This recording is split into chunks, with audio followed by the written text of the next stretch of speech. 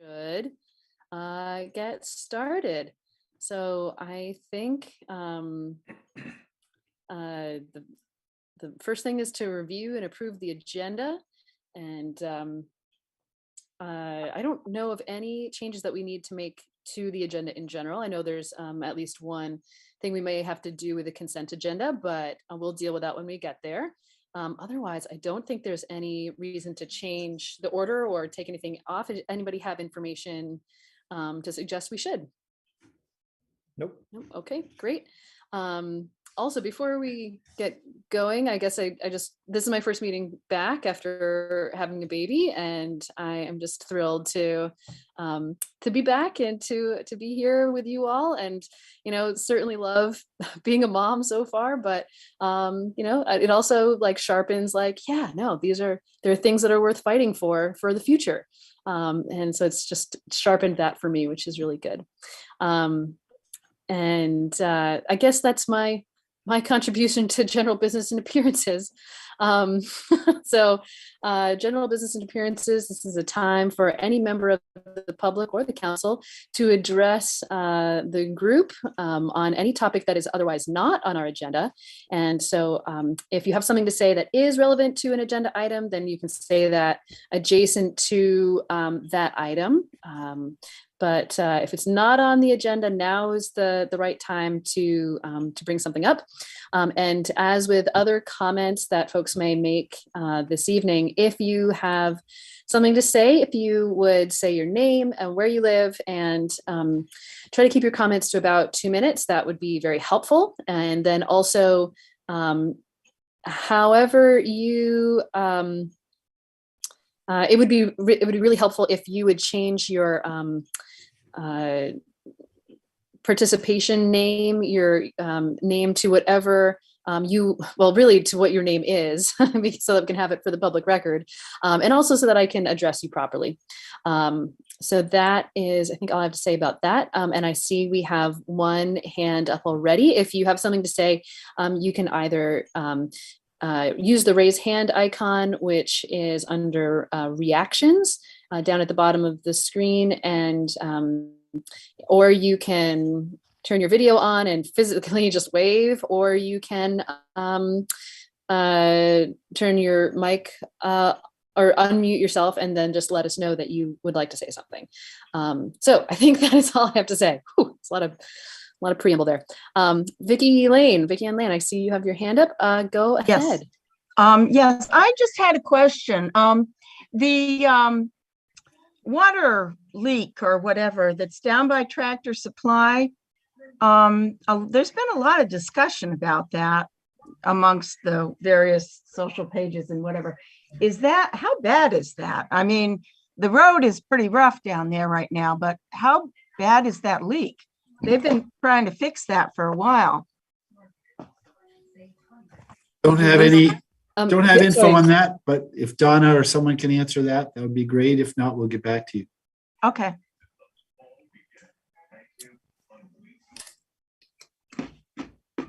I don't have any update as of an hour or two ago. It's just been an ongoing situation. And we've also been out with multiple other water leaks. So staff has been dispersed across multiple challenges. But I will ask our team in the morning and get that information back to the mayor and to Bill. And we can post some clarifications on our social media.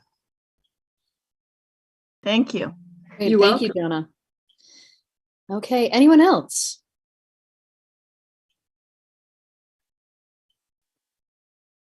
Bill, if you are saying something, you are muted. We got a note from Stephen Whitaker saying he was muted by the host and couldn't speak. No, if you're on a phone, you can hit star. It just got fixed. I was muted and was unable to unmute, so I was trying to speak up. Okay. Well, so Gene Leon has his hand up, so we'll go with Gene, and then we'll go to you, Stephen. Go ahead, Gene. Hi, can you hear me? Yes. So I've had some concerns from public opinions, this limited public hearing by this virtual platform not everyone has the capability to meet this way. So I'm just wondering why isn't the city building open at least with a camera, or if someone can attend or doesn't have the internet, doesn't have a phone? Why has this been so restricted and limited to virtual world?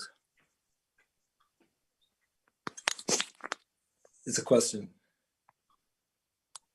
Thank you. I don't know if anyone from council would like to respond to that.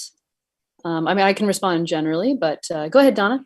Well, I'll just respond that when cases of the virus has gone up and to the point that things are more contagious, that indeed I didn't want to come to the city council meeting live. And it was also very difficult with the mask. And to ask staff to be there if I didn't want to be there, when indeed the legislators voted to allow remote meetings, they themselves are meeting remotely. So it seemed to make sense. No, I'm sorry. It doesn't make sense to people who don't have that accessible. Hey, Jean, this is not a time for responses, but thank you. I'm concerned about, I guess, my health, and also there were other council members who had issues with masks. It was really hard to function. And so they were one of those exceptions of health.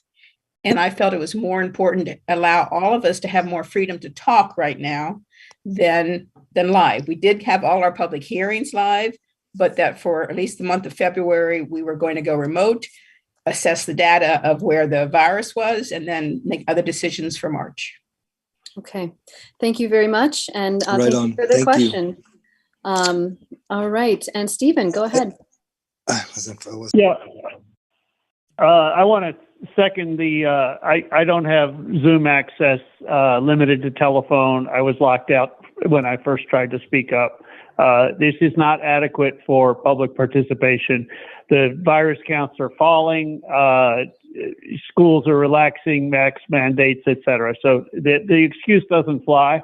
And we even have the immediately prior council member taking votes by email to shut me out of tomorrow night's CVPSA meeting, similarly. And it's just outrageous.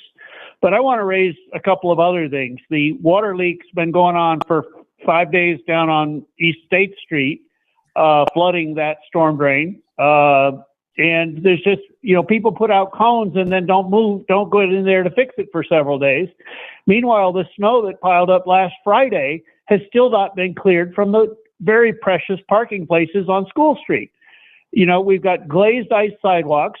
We're really, to manage or mismanage the snow cleanup while we've asked all of our citizens to park elsewhere at night so that this clearing could happen and then not do the clearing is really outrageous. It's an exploitation of the power of the city, and you're ripping off the public who's paying for this service.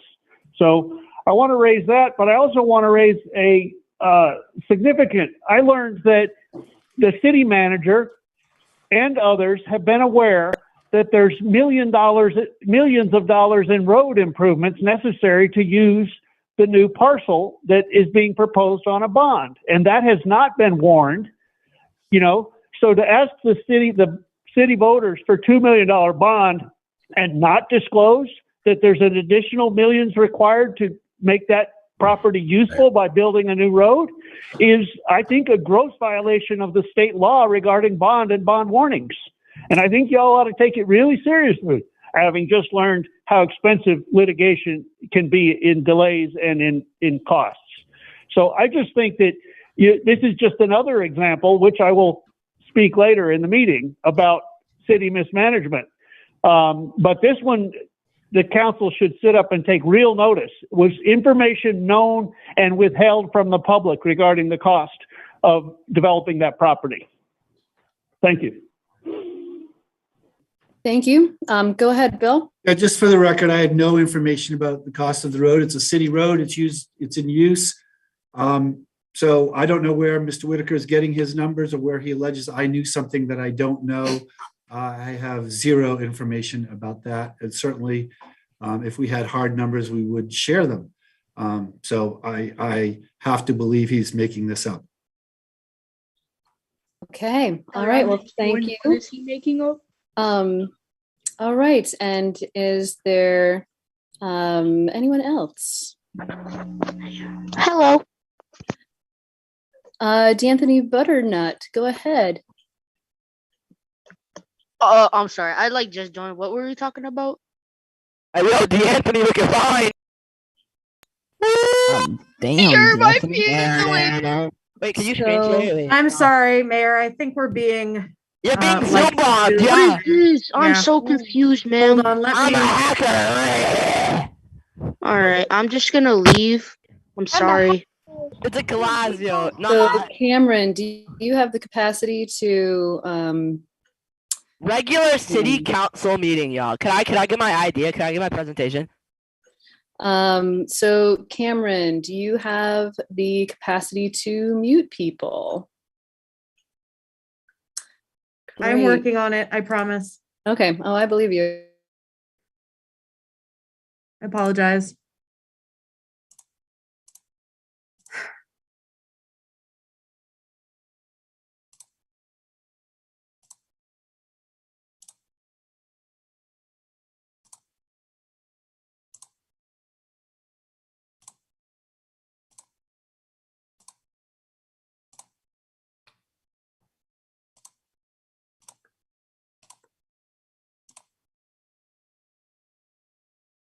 I think I got everyone.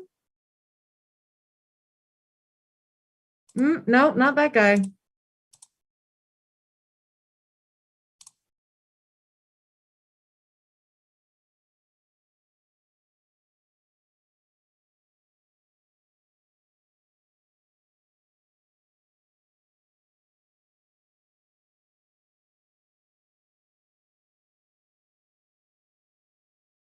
Okay, I think we might be okay. I will continue to monitor that. Apologize. It's what happens when we try not to put a lot of passwords or make more barriers to get on these meetings. And so sometimes that can happen. I apologize, and I'm glad nothing worse showed up.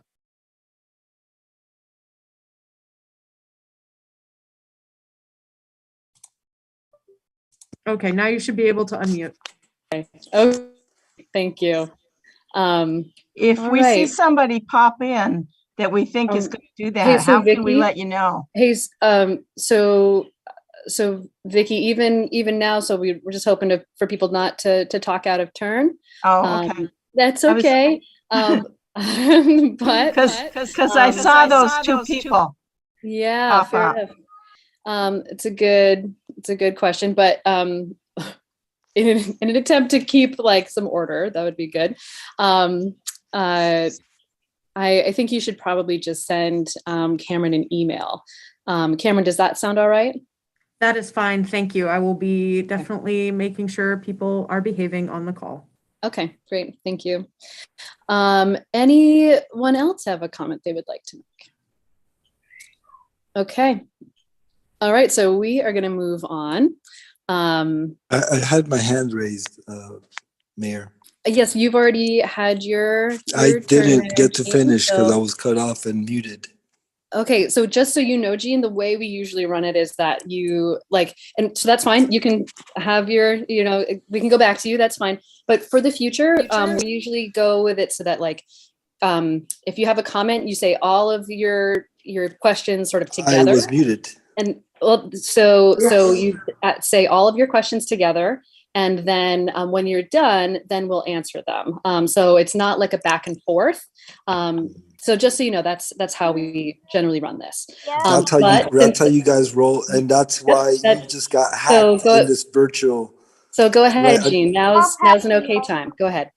Good. So look what just happened. You guys got hacked. Some intrusive behavior. And this platform is.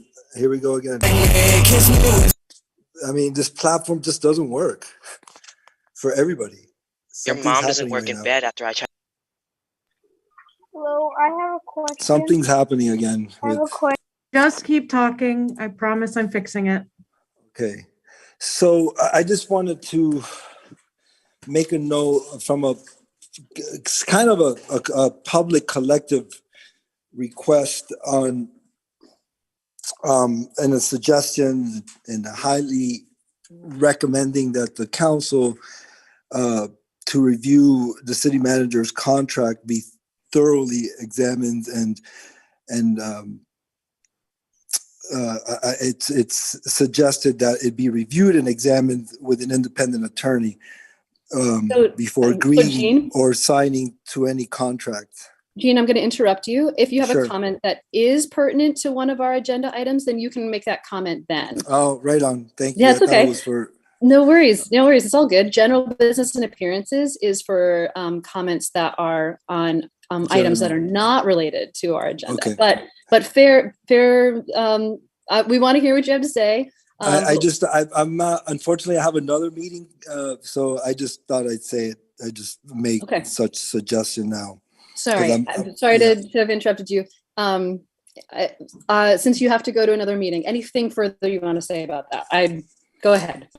Yeah, I mean, just it's to just thoroughly examine and review, and it's highly suggested and recommended that it be reviewed with an independent attorney rather, or, at least extending the period of time to undergo such review.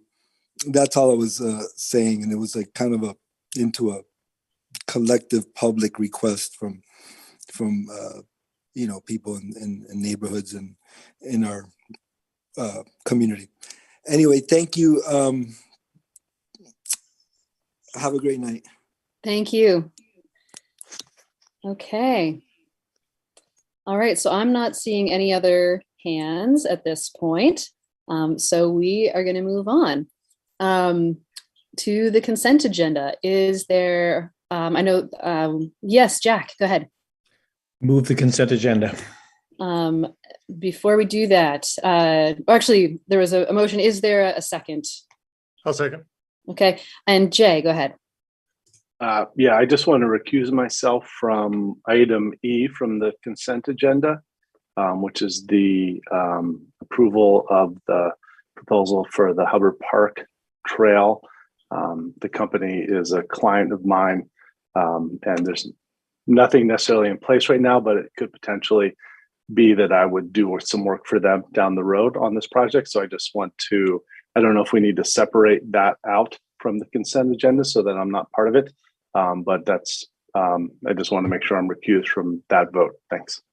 So Jack and Connor, okay with you if it's a sort of friendly amendment? Okay, yes. Great.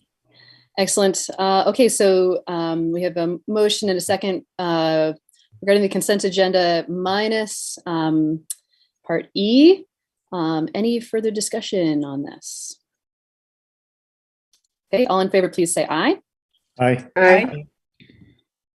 Okay, and opposed? Okay, and is there a motion regarding item E? I'll make a motion Donna? That we pass the, I should get the wording off the agenda, that we award the bid to Timberland and Stone to do the ADA transition plan for our trails. Second. And is there a second? Okay, there's a second. Any further discussion? That's Okay. Timber and yes, Stone. Jack. Timber and Stone. Timber and Stone, I'm sorry, did I not say that right? I loved all the pictures. It was great to go through this proposal. Okay, there's been a motion and a second. Any further discussion? Okay, all in favor, please say aye. Aye. Aye. And opposed? Okay, so that passes. And so we are up to some appointments. So we have this new committee forming, the Stormwater Utility Committee, and sort of a slate of folks to be appointed there, though to be fair, some of those folks are us. I think, and so there's members from the Tree Board and Friends of Winooski, and one at-large member of the public. And I don't see Jim Condos here with us. I figure we could probably do both of the appointments together. The other appointment is for Hanif Nazarali to the Montpelier Transportation Infrastructure Committee. So is there, and I don't see Hanif here either. So is there a motion regarding these appointments? Or, yeah. Jack, go ahead. I move that we appoint all of the candidates without going into executive session. I'll Donna. second. Okay, motion and a second. Any further discussion? Okay, all in favor, please say aye. Aye. Aye. Aye. Okay, and opposed. All right, and so thank you. I know they're not here, but very grateful for everybody's participation in these committees and these groups. Really important and exciting work. So very grateful.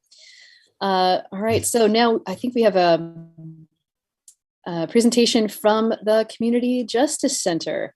And so I see Carol Plant here. I don't know if there's anybody else, but Carol, I'll turn it over to you.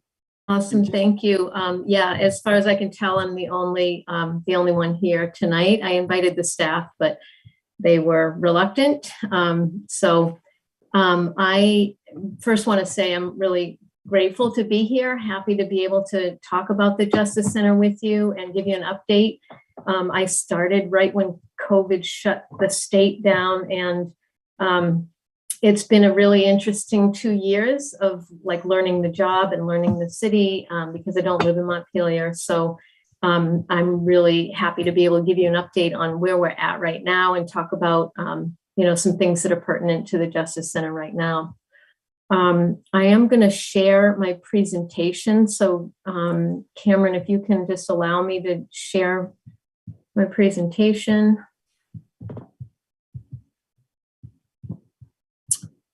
And I know that I need to do something to be able to get it to remove that sidebar.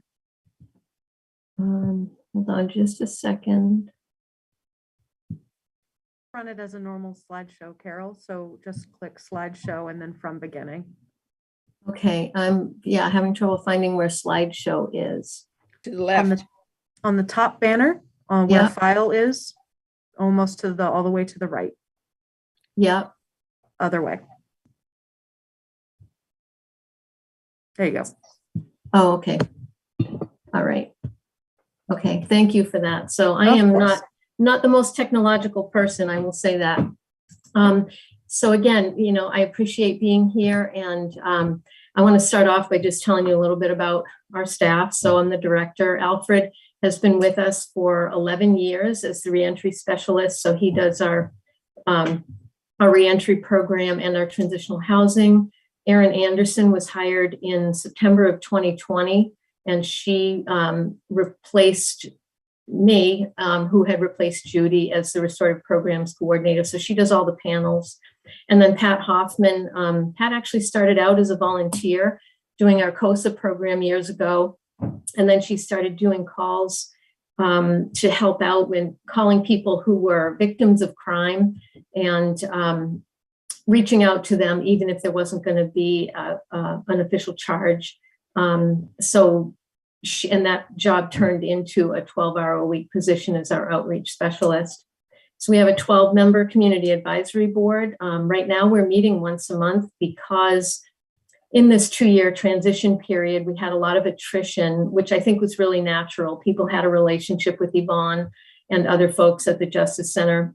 So we've had quite a bit of attrition, but we have a really strong board, and we're meeting once a month right now instead of once a quarter as the group forms and figures out what their roles really are and what they want to prioritize based on our strategic plan. We have one member who is under 21, which is our goal is to have at least 2 who represent that age group. We have a total of right now 34 panel volunteers and 30 COSA volunteers. So we have a really robust volunteer group in Montpelier. And one of the things I have to say about that is that people frequently are reaching out to us because they want to volunteer. They just hear about us. They seem to understand that we're doing really good work even before they get to know who we are and want to volunteer. So we're not having to do a lot of recruitment, although one of the areas that we do want to do some recruitment is to be more diverse and have better representation of our BIPOC community. Just to give you a little bit about the restorative programs, we do 10 to 12 panels a month. And in addition to that, we do 1 or 2 youth panels. We have a specific group of youth between the ages of 14 and 21. And so they mostly they only see pre-charge cases, and they see just youth cases. So that's a really busy program. The outreach to affected parties, it includes work that where there are people in a restorative justice panel case who've been impacted by crime. So Pat does outreach to those people and gives them options for whether and how they want to participate. And it's all about giving them voice and keeping uppermost in our mind what they want and need as reparations and resolution for what happened to them. And then she does direct outreach to affected parties, like I was saying, where there's no criminal charge. And we do that in partnership with Montpelier Police Department, where we have access to the records in their system. And she can make phone calls to folks and mostly she will tell you that they just want to be able to tell their story about what happened. And if there's not going to be a charge and there's not going to be any formal restitution or court case, they just feel like somebody actually heard them, which is really important. And I think that's a really impactful program for Montpelier Police Department. The conflict assistance program is basically mediation, facilitation program, and coaching around conflict. And I manage all of those cases. Occasionally we'll hire out an outside mediator if it's just too overwhelming, or if I feel like there's any kind of conflict of interest for me, then I'll do that. We were pretty busy last year with those cases, not so much this year. We've only had a few of those. I include in that also when I get contacted by, for example, a couple of the schools last year had some staff conflicts. And so I came in and I did some mediation between staff at the schools. So the reentry program is our Circles of Support and Accountability. And that program, we use 3 to 5 volunteers. They meet with people who want this kind of support, people who are coming out of jail, who want some extra support so that they can stay on track with, and they have a laundry list of conditions usually that they need to keep up with, including taking care of themselves, which is finding housing and getting a job, maybe repairing relationships with family and friends, making reparations in some way. And then navigation services is people who are on probation who need a little bit extra support, but not necessarily the full COSA team. So Alfred does all of that work. In addition to our transitional housing program, we lease 2 single occupancy apartments, and we have people generally in there all the time. And they stay between typically 3 and 6 months while they're getting on their feet and getting a job and, getting themselves settled as they've come out of incarceration. We also provide rental assistance to people who come out of jail and maybe have a job right away, but they don't have enough money, for example, for a security deposit. So we may help them find their own apartment and have their own lease and provide some assistance with them as they get going again. We also do community forums and education. Right now we have scheduled Insights into Conflict, 2-hour program for the senior center. That's going to be coming up in March. And then we do also training and recruitment. So the training, we have standards that we have to meet for the Department of Corrections for all of our volunteers, except for CAB members. And then we do ongoing training as well with our volunteers based on what they want and need for training. So just some of the statistics. And I checked in, I didn't include 2019, but I did check on the data today just to see where we were at in terms of the numbers. And really we're in 2020, we really took a dive in getting cases. We didn't have a lot of referrals because police were not policing so much when the state was shut down. And then the courts shut down for a long time. So cases weren't being adjudicated. So people weren't going on to probation. And so we were getting fewer referrals. And then it started to pick up. And so we really are not too far behind where we were in 2019.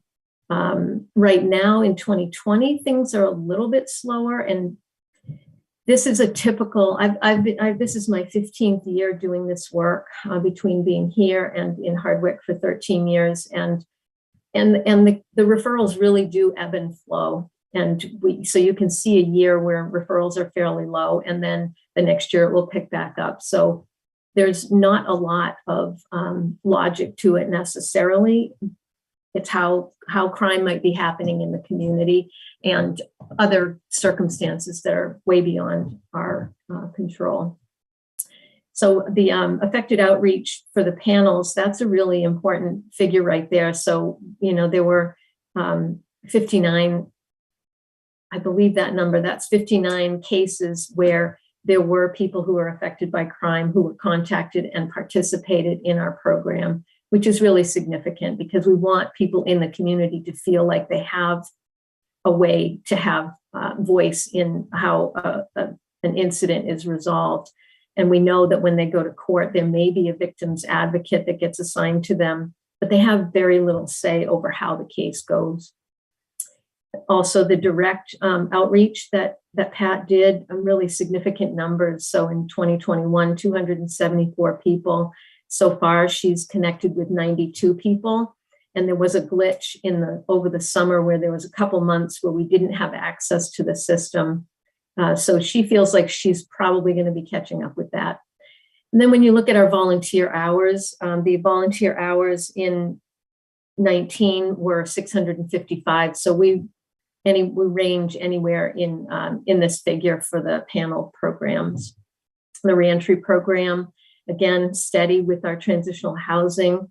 The COSA program, we had 7 new in 2020, 5 new in 21, and the figures in parentheses are the total amount that we served.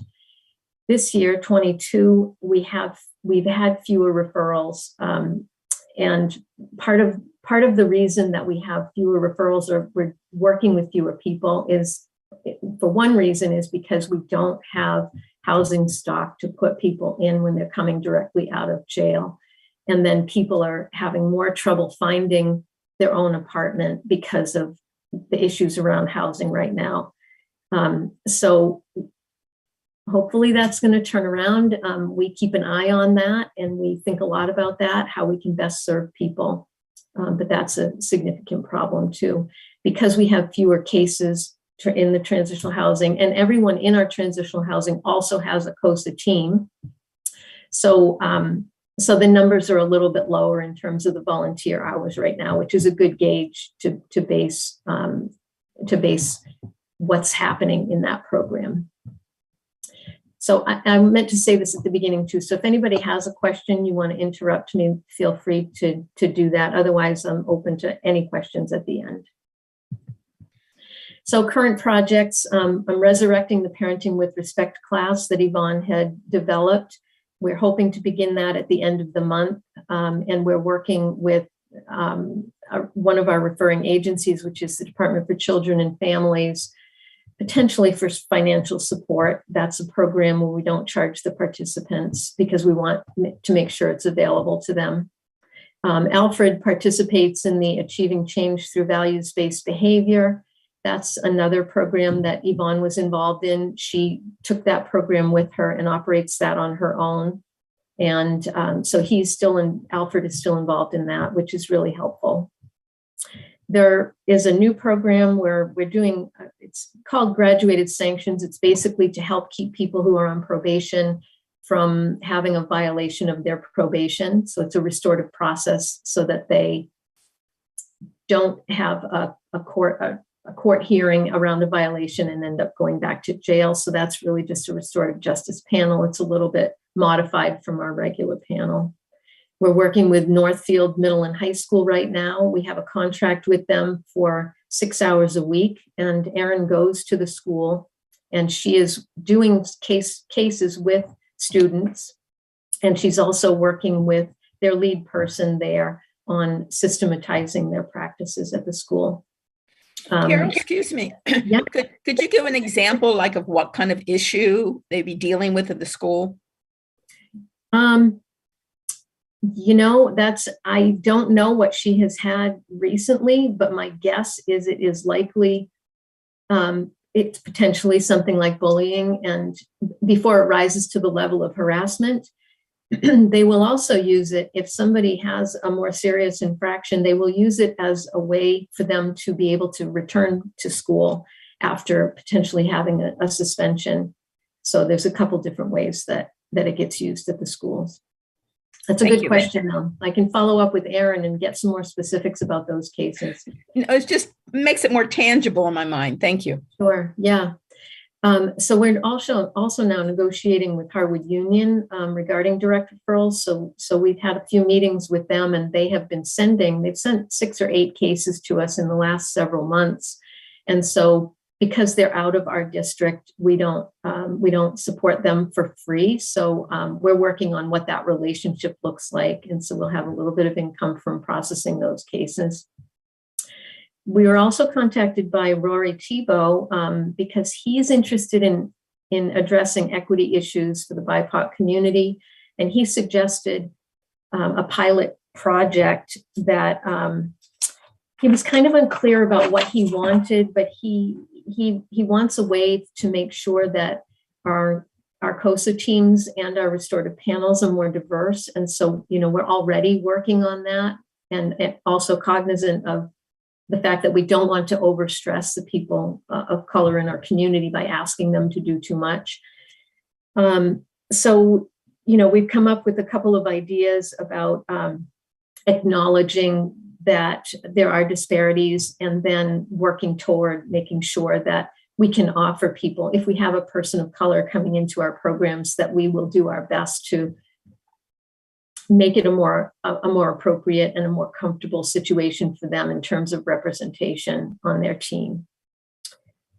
Let's see what's next here. So always we're, working with Montpelier Police Department. We have a great relationship with the police. We get lots of referrals, and we learn from each other all the time. We've had some the new officers that have come on. We've had one-on-one meetings with them so we can explain our programs. And we really, with all of them, just want to stay uppermost in their minds so that they'll be ready to do the direct referrals to our program. So these pre-charge referrals are a real opportunity, especially for first-time offenders, to not have any connection with the criminal legal system. So if the case doesn't even go to the state's attorney's office, it's a really different opportunity than if it goes to the state's attorney, where when it goes to court diversion, there actually is a charge. So diversion is not pre-charge. It's pre-adjudication, but not pre-charge. So we have a relationship with Northfield and Berlin also send us referrals. And in the last couple of years, Vermont State Police is doing referrals into our program, which is, for me, was really significant because I tried for several years in my previous job to have a relationship with Vermont State Police because there's a lot of coverage in Caledonia and Orleans County where I worked, and that didn't go anywhere. So this is great. Strengthening our partnerships with the city departments. We do get referrals from a couple of our other departments. The planning department occasionally will send referrals to our conflict assistance program, which is fantastic. I've offered to just help people really understand what a restorative conversation could look like, so that all of our city staff will feel like they can resolve issues before they get bigger. So that's something that Tanya and I have to have a little more conversation about, but something that is important. My goal is that the city be considered a restorative city. The Montpelier Roxbury School District and other area schools, like I said before, we have contact with them. They've been looking to us to help them with establishing restorative practices, and that's at all different places right now for different schools and different districts. And we also train youth panel volunteers. We recruit and train youth panel volunteers that they can then take the training that they've learned for our community panels and bring it back to their school. We are always working on our outreach through events and marketing. We are required to do 2 community forums every year. One of them is going to be the MSAC, Insights into Conflict. We haven't quite decided what the second one is going to be yet, but it'll be something this spring. And then for marketing, one of our ideas is to post on Front Porch Forum some topics around restorative justice so that people remember what we do and how we do it and why we do it. Because we're in the legislative session right now, there are a few things that are important to us. That right now there is a midpoint probation review that would target early release for probationers, and this could affect our graduated sanctions referrals. So we're just keeping an eye on that. We don't have any objection to it. There's also a bill to remove exclusionary language that would then allow community justice centers to process domestic and sexual violence cases. Right now, it is in state statute that we cannot do those cases. There would need to be a lot of work around training and figuring out the most appropriate process if we were going to start doing those cases. That being said, sometimes through our process we do, and our reentry folks, there are often times where we work with sex offenders and we work with people who have committed domestic violence. Outside of that, with our panels, we would really need to have a process that was going to be safe. And so there's concern around that one going through and not having everything in place and not, we want to make sure that it's safe for the people who've been affected. There's a talk about an overall review of all of the organizations that provide restorative services around the state. And from my understanding, a study group has been formed, I believe, in the House. And then CJC directors, just so you know, we meet once a month, all of us from around the state, and talk about what's important to us, how we do our work. We do education together. We provide restorative justice panel training together. And we decided that because we have been level funded, I think Montpelier has been level funded for at least 10 or 12 years with our base grant. We decided as a group, we had consensus that we wanted to ask for a 5% increase for cost of living expenses and to support full-time benefited positions. Whether or not that'll go anywhere, I don't know. It's really going to be up to appropriations to decide how they're going to fund the DOC, and then the DOC is going to decide what they provide for us. I did hear last week, we're hopeful that we will at least be level funded for fiscal year 23. There is a need for updating the statutory language right now. Restorative justice centers are mentioned in a few different laws, and it is not up to date. So there's some old language in there. The other thing that is really important to me and to some of the other directors is that we need an entity or a support structure to represent the CJCs, not just with the legislature, but in general. And my thinking about that is, you know, what we had this organization for a while. It was called the Community Justice Network of Vermont. Our funding from the Department of Corrections was removed, I think in 17 or 18. So we haven't had that organizing body. And we had an executive director who was able to really organize us and keep us organized. And we met regularly. And we really felt like this was an avenue for us to advance restorative practices and how we do it, and to bring equity from one county to the next and one justice center to the next. So I'm advocating for that.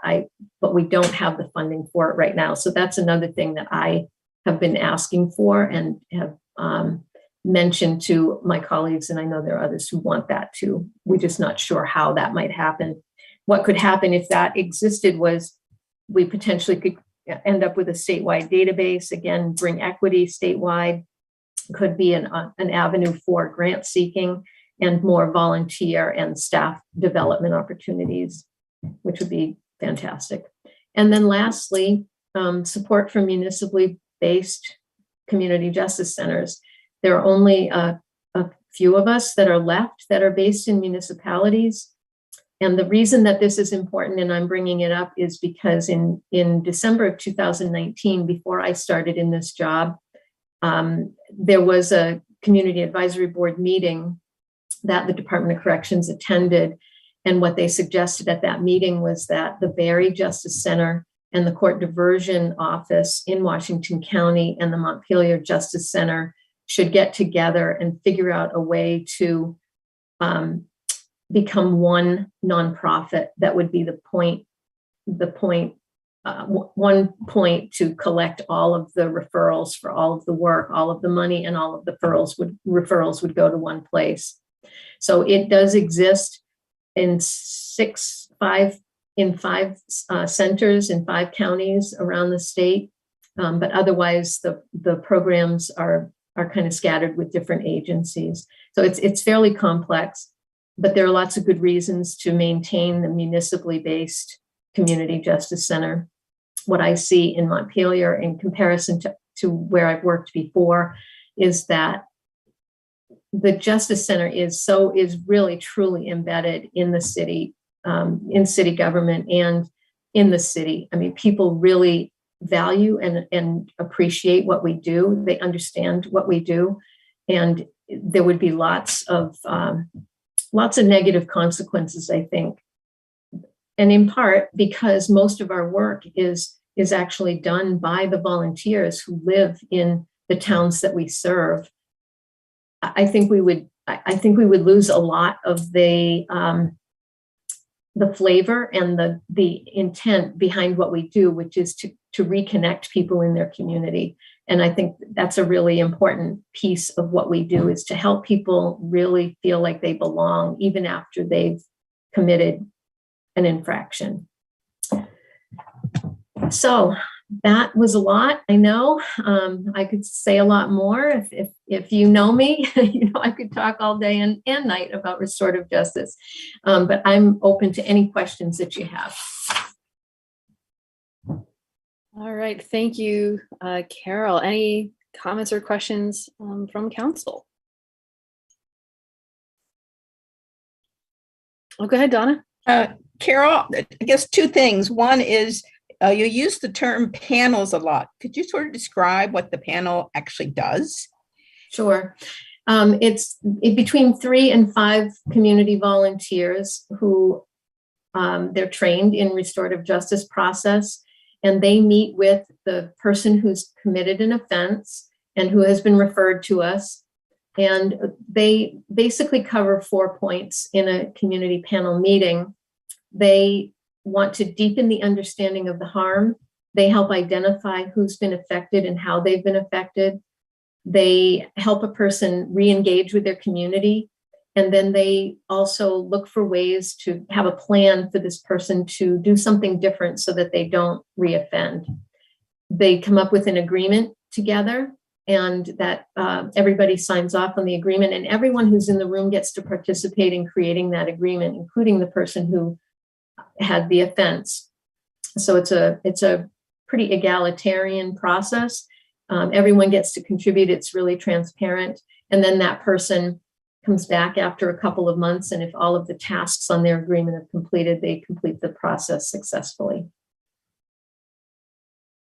And the others were the initials COSA, COSA? Yeah, COSA. That's the Circles of Support and Accountability. Okay, it's an abbreviation. Thank you. Yeah. Connor, go ahead.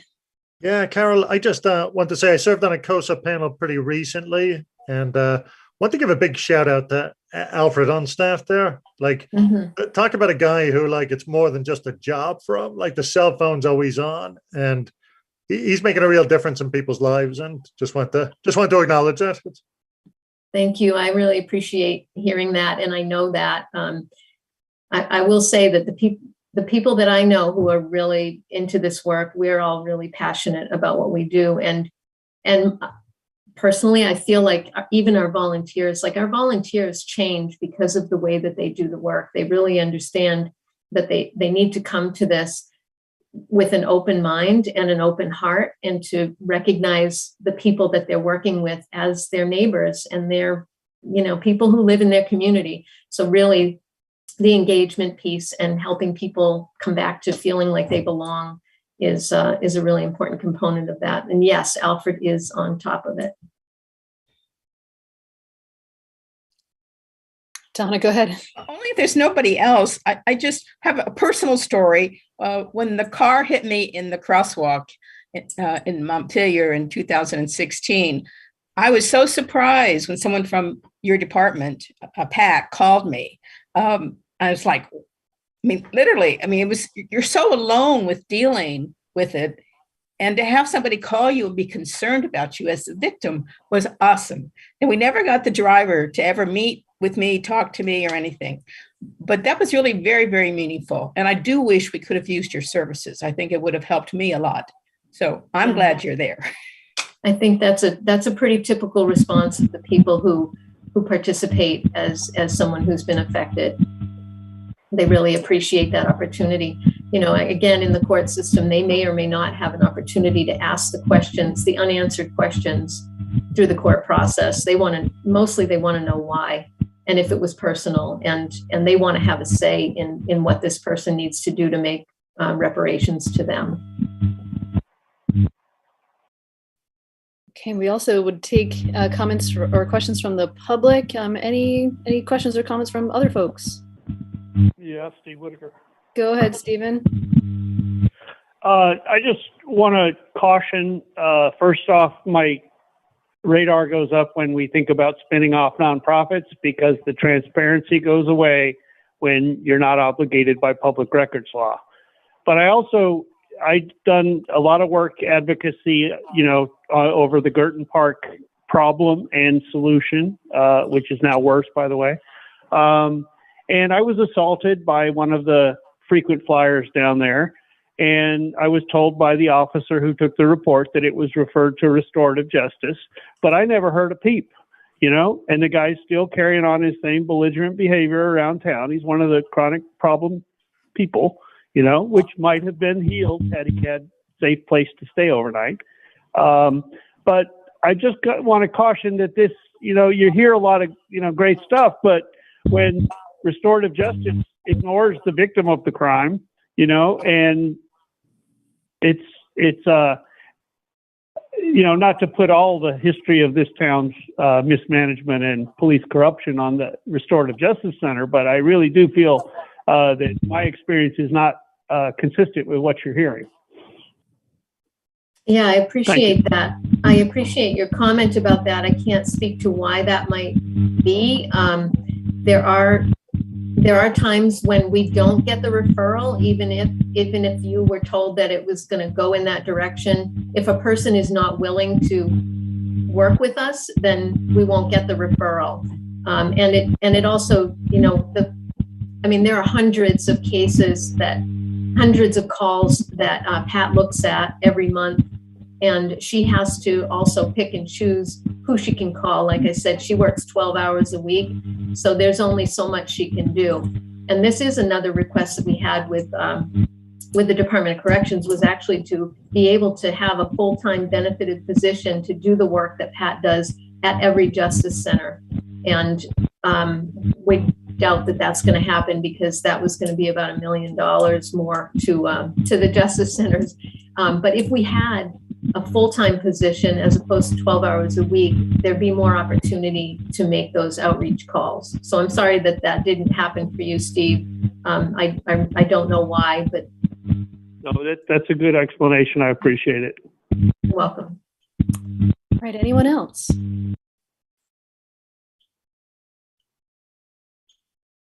Okay. All right, well, Vicky Ann Lane, go ahead. I just wanted to somewhat, but not totally. My experience with the Community Justice Center was not all that positive either. But that's the way it was. I mean, the person was not, did not respond, did not care, did not respond to any of the communications from the community justice system. But that's the way it goes sometimes. There are definitely people who are not ready to be accountable and accept responsibility for the decisions that led them to harming someone else. So we can't really change that. If they don't respond and they're not willing to work with us, then our hands are tied. We can't force them to do that. And it wouldn't work if we tried to force them to do that. Yeah, that makes sense. And I think it's really helpful to know how your processes work, and that it's sort of, in order for some of these processes to even happen, it has to kind of be a two-way street, and not always the case. I also just want to express my gratitude to you all. I think you all do just really wonderful work, and to really appreciate everything that you and the whole department does. So please pass that along to them for us. I will. Thank you. Great. All right. And so moving on then, unless there's other questions from council or comments from council. Okay. All right. So moving on to the Police Review Committee follow-up. And I think I saw Alyssa on here. Oh, and Chief Pete is on as well. Great. Bill, go ahead. Just quickly to tee this up while people are getting on. When we last had the presentation from the Police Review Committee, the council had asked, and I think the committee had asked, that we revisit again in a few months to see where things were and kind of get an update. So that's what this was. We scheduled this for February, and I know the chief was going to do a run through, and I don't know if Alyssa's planning to do anything or not. Okay.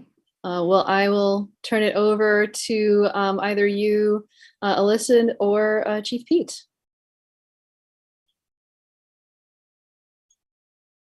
Oh, and I think, yep, okay, go ahead. Sorry. Good evening, Mayor, honorable members of the City Council, and City Manager, and Assistant City Manager, Brian Pete with the Montpelier Police Department. I can go through the slide presentation and pause any slides. Alyssa, if you'd like to speak to them, or if you'd like to go first or before, your call. I think it'd be great if you could go, Chief Pete. And I have been kind of going through and listing out some questions for you, and I wasn't sure how we should deal with that, but I'm happy to, wait to the end and then go, why don't I wait to the end so you can talk unless you're at a pause point, and then I'll jump in. Sure. Okay. Then I'll go ahead and share my screen and then move to start on the PowerPoint presentation. Can folks see everything okay? Yes. Okay. All right. Well, again, my name is Brian Pete. I'm with the Montpelier. I'm the Chief of Police for the Montpelier Police Department. And tonight, just going to provide you with a summary update of all of the action items that the police department has been involved in. What this slideshow is going to be, it's just going to be a regurgitation of the previous slide presentation, but the updates will be marked in purple for easy reading and easy discussion.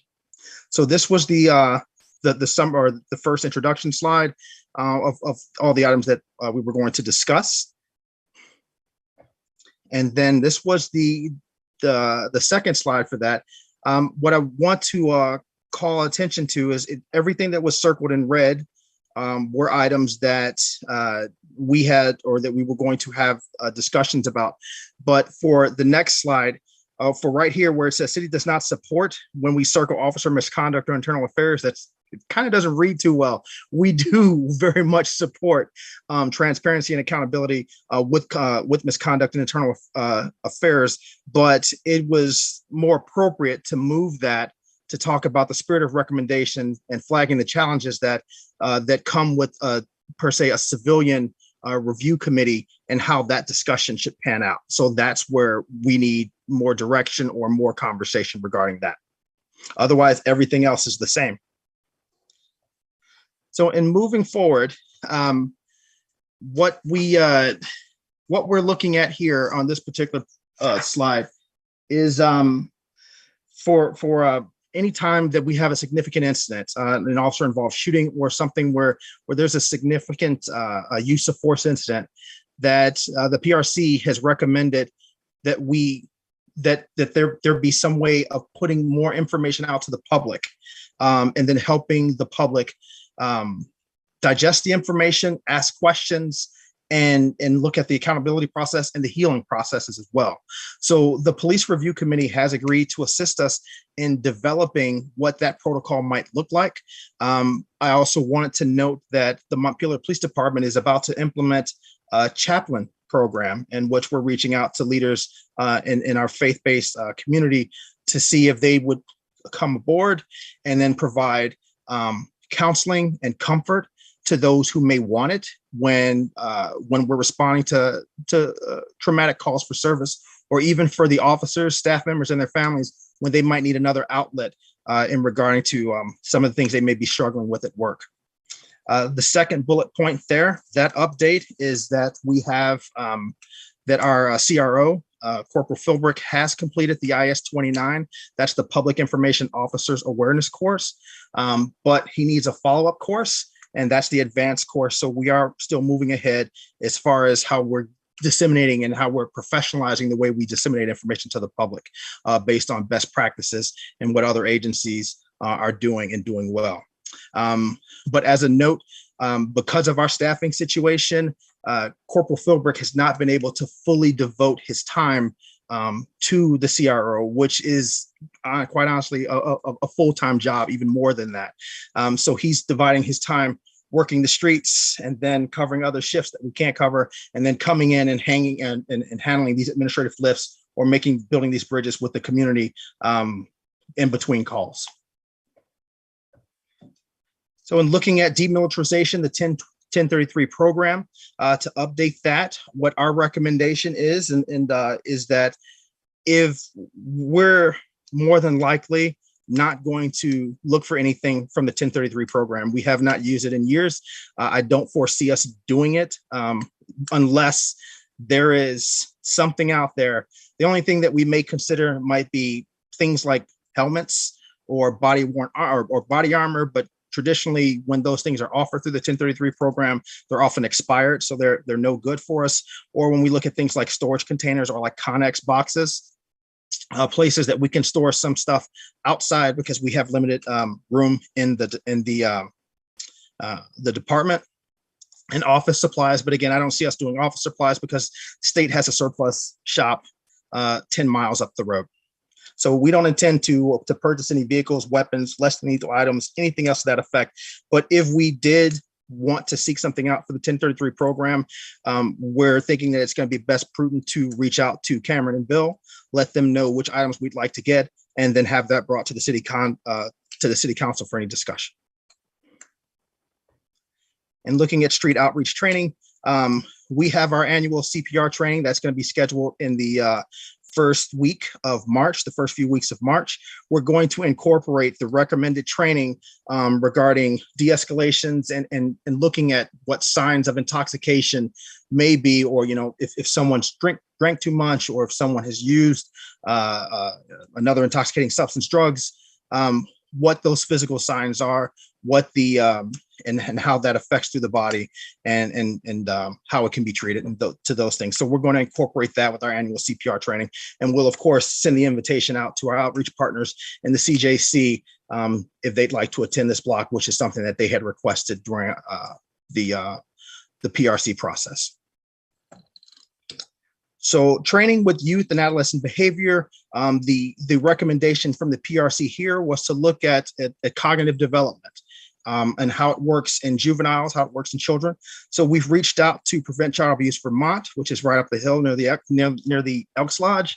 And they're working to develop a specific course for us based on child adolescent brain development. They're also going to talk about other topics such as how that development and how that physical development relates to sexuality in children and teens. I do know that there will be a cost. The cost is going to be about $500 per class.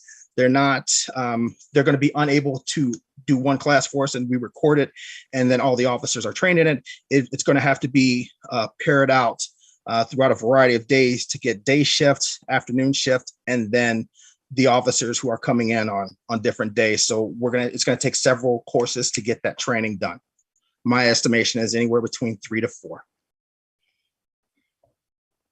For crowd control. So what we're learning as we're talking more about crowd control, it's actually crowd management. Crowd control is when it gets to the point that we can't, that the situation is beyond control. So we're looking at it more from a proactive standpoint.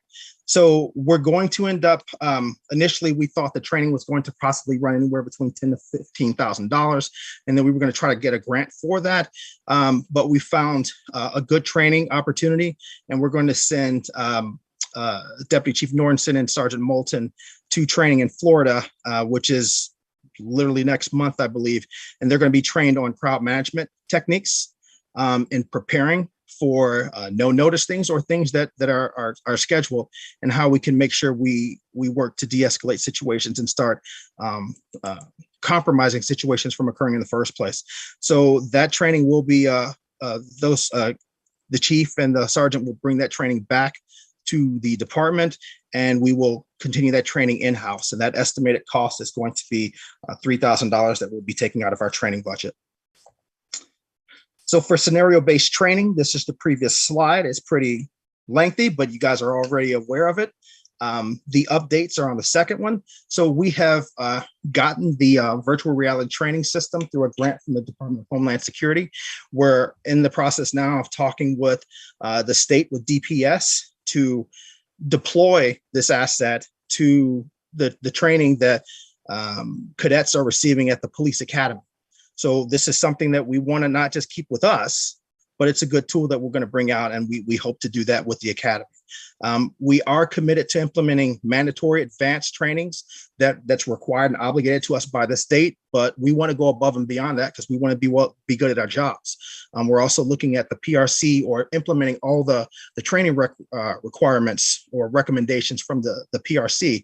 But just as a note, our current staffing and budgetary shortfalls do present some obstacles for us to do immediate implementation for these types of trainings. We're not giving up on them. We just have to find other ways to find funding and making sure that our staffing kind of gets a little bit higher before we can move on this. We'd like to move a lot faster than this, but we're at a point right now at a choke point. And then as we talk about, again, the other part of that is the increase in the administrative lifts that we have to do for those particular incidences. But in trying to overcome it, as we're looking for grant opportunities and trying to increase our staffing, we're looking at out of the box thinking, such as like looking at a reserve officer program where we might bring aboard some folks who can serve or who can work part-time for us. And that would free up officers to go to the primary training. And then in June 2022, we have several officers that are scheduled for a 4-day less than lethal training certification. And again, as we've let folks know, advanced training options in Vermont for law enforcement are scarce. It's a combination of many things, and we're definitely not pointing fingers. It's just a perfect storm of what's going on. So we're trying to, again, to get these advanced training options and to strengthen our department, to strengthen the services that we provide to the city. We're going to have to go outside of the state, which is going to increase the cost of more from our training budget. The mental health professional funding, the update here is that the new budget allocates an additional $45,000 for that 0.5 position. So Washington County Mental Health Services are going to connect with members of the PRC to discuss where those funding priorities would probably be the most effective. Again, my position is that this is something best left to the experts who are doing these types of things, and that the Montpelier Police Department will continue to work with our partners. We have very strong relationships with folks, so we're going to trust their judgments here and then look at how that's going to be implemented and how we're going to best work with that. I really staunchly believe that mental health and law enforcement they have to be very, very close partners, but one cannot be embedded in the other. It's just something that's just, it's not a best practice, only in certain situations when it's actually quite necessary, and we don't need that model here, in my opinion. So for street outreach capacity, the update here is that the city is continuing to work with Good Sam, all of our outreach partners, on where those funding allocations are going to go and how they're going to be best used with the city, with law enforcement, and when we do mental health response models. With human trafficking, and I apologize, I hope I'm not going too fast. If I am, please let me know. So with human trafficking, we plan to host, we've already got it on the books, training between April 4th and April 8th to talk about human trafficking, to talk about the dark web. So we are bringing in Stephanie Powell and another expert from the West Coast to bring this information to us. We're going to open this up to, of course, our department, the state's attorney's office, and other state's attorney offices throughout the state, as well as law enforcement agencies across the state. There is funding available that we're only going to have to cover the cost of logistics and flying these folks in, but the actual cost to host the actual training is going to be paid for via other means, not by the city. When we talk about data transparency, this is with our current system with Valcor. It's hard to pull information from the system and to decipher it. It's not like new technology out nowadays that you set a system up and then boom, it pops out in more accurate ways. And we don't have that particular skill set in the department, and several of us who can do that. Our time, again, is being divided in so many different areas because of the staffing situation. So we're working to try to use interns. So far last year, we had our first set of 2 interns from Norwich University. Now we have 2 more. So this is going on a quarterly basis, and we're having to retrain the interns to look at the data, to pull it from Valcor, to decipher it for public consumption. But of course, there are obstacles, again, because of some capabilities with the system, as well as having to retrain the interns on a constant basis. I prefer to incorporate new technology for this administrative lift, and that part of that administrative lift for this new technology was a recommendation set out by the Televate study that was commissioned by the CVPSA. So there's more to come on that. For body-worn cameras, that it was approved and placed on the budget. We're waiting for a decision on town meeting day, and that money was $35,000 that was allotted for body-worn cameras. Pending approval, we will work with vendors to make sure that they have the capability and functions that we're looking for, and then we'll go ahead and go through the purchasing process and move forward for the body-worn camera program. The policy is already written, and it's pretty much a state mandated policy that we have to work with, that's been set down by the Criminal Justice Center at the Academy. I'm sorry, the Criminal Justice Council. So in this slide here, there was this was the previous slide that I had given. There was a typo here at the front because I didn't give you the recurring costs. So the actual operational spending is updated. $35,000 was allotted for body-worn cameras within the operational budget, and that there was $130,000 for mental health and street outreach purposes. And looking over to the side and updating the numbers there, we thought it was going to be a $2,000 one-time cost to provide the training for human trafficking. That's actually $3,000. And then right below it, as we're looking at crowd control training or crowd management training from $2,000, that's actually going to be $3,000. To the right column, that's giving updates, officer misconduct and internal affairs. That new policy was written. That policy was based on a model policy given to us by the Vermont League of Cities and Towns, as well as best practice benchmark models from IACP, PERF, and other agencies, and then combining it with what the state law is. So that policy is written. We also do have IA tracking or internal affairs tracking through benchmark. That should be coming online. Actually, that is online now. And then as we're talking about, again, there is some discussion that may be required or just some approval from the city council regarding how we're doing the reporting for internal affairs investigations or complaints to the department. And looking at the street outreach capacity, it's actually going to be clear if I just say there's $65,000 that was allotted for mental health and another $65,000 for that total for street outreach, which is where that 130K is. And then looking at that final column where it says city does not support, as we're talking about as it comes specifically to officer recruitment, what those minimum standards are, MPD has brought in a very robust hiring process that's in place, and that does include emotional intelligence-based vetting, and that comes from a program called Critical Hire, in which folks who we're looking to bring on, as we offer them a conditional offer of employment, one of the things, in addition to an MMPI, in addition to the polygraph test, we asked them to take the critical hire test, which gives us a very good view of what their emotional intelligence level is, work ethic, and things to those points. So in moving forward, as we look for the future, to provide updates to the council, this is where we're standing at. That again, we agree with data transparency, but this requires an ongoing discussion because of lack of personnel and bandwidth, and definitely lack of money that will help us to get to this point that this information is at the fingertips, real time, to the council, to the public, and to the department, as well as we do our CompStat reporting internally.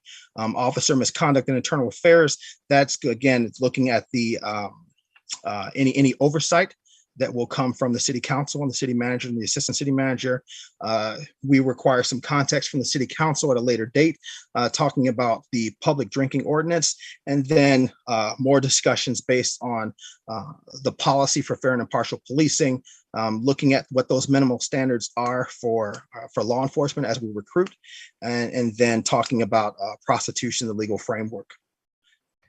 And with that, that is my presentation, and I stand ready for any questions or any comments or any discussion with Alyssa.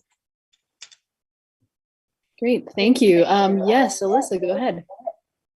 Hi, thanks so much for the presentation, and for Chief P and for the City Council for bringing this back, and the city for preparing for this. This is great. It's so nice to actually do work and then have it be followed up on, instead of just like go into the abyss and no one ever talks about it again. So appreciate all of you in your work moving this forward. And also, I do want to recognize the partnership Chief Pete and MPD had with us throughout this process. They were really helpful putting forward all this information, obviously are taking this very seriously. I think there's some really great progress that has been made here. The scenario-based training, body-worn cameras, some of the youth and adolescent behavior training, having to create that. The intoxication and de-escalation training with partners, a lot of good things to point to. And one other positive thing that's really struck me throughout this presentation, and did we lose Chief Pete here, or is he still here? Oh no, there you are. Okay, great. My screen, these little faces are so small. My laptop is too small. Glad you're still here. Okay. Is that I've appreciated the most, even that you are making such an effort to draw from community resources clearly, instead of reinventing the wheel, like you're trying to pull the community closer, and instead of going it alone. So with that, I do have a couple of questions on some of the things that you put forward, and I'll do this like a couple smaller, 4 or 5 smaller questions first, and then there are a couple bigger questions which we may or may not want to get into tonight, but I'll pose those last. So on the community engagement process, we had wrestled with whether or not after an officer involved shooting or after a major traumatic community event, we had wrestled with whether MPD should lead that protocol process or whether the city itself should create the protocol. And so I guess I'm just interested in what your thoughts are after, thinking a little bit more about that, or and in terms of, there were a couple members of the former police review committee that were interested in that conversation. And I think we need to figure out, like, if you'll drive it or the city will drive it, and then whatever next step is there. I can definitely also leave that to Cameron and Bill, who are also on as well. But our initial thoughts was that to provide as much information as we can, minimum information, or maximum information, minimal delay out to the public, and then be there to answer any questions as we look at, whether it's a virtual or in-person town hall, to any type of events, but maybe not us facilitating them, because there's often, the human response is always going to be defensiveness. And if it's our information, our responsibility to get that information out, we want to make sure that we're there in a capacity that we're serving and providing that information, rather than being the primary people who are facilitating that discussion. So my off the cuff thought on this one is to have somebody from outside facilitate how this goes, and then having us there to provide that information and to answer the questions from our community.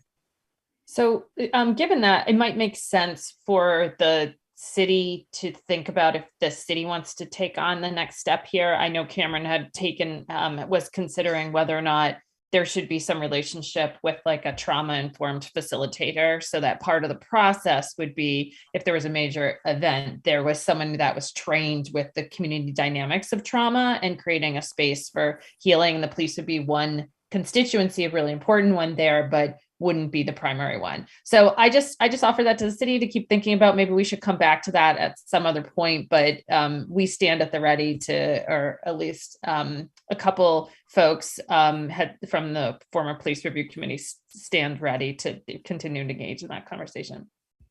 And if I could bring up something real quickly before Boss jumps in, is Carol had also offered to be part of that discussion, to lead those facilitations from the community justice side. Yeah, that's basically what I was going to say too. So thank you for flagging that, Alyssa. We had given this some thought and realized the seriousness of it. In all honesty, this report came in the fall, and we moved right into budget. So we read straight to kind of focus on those things with budget impact.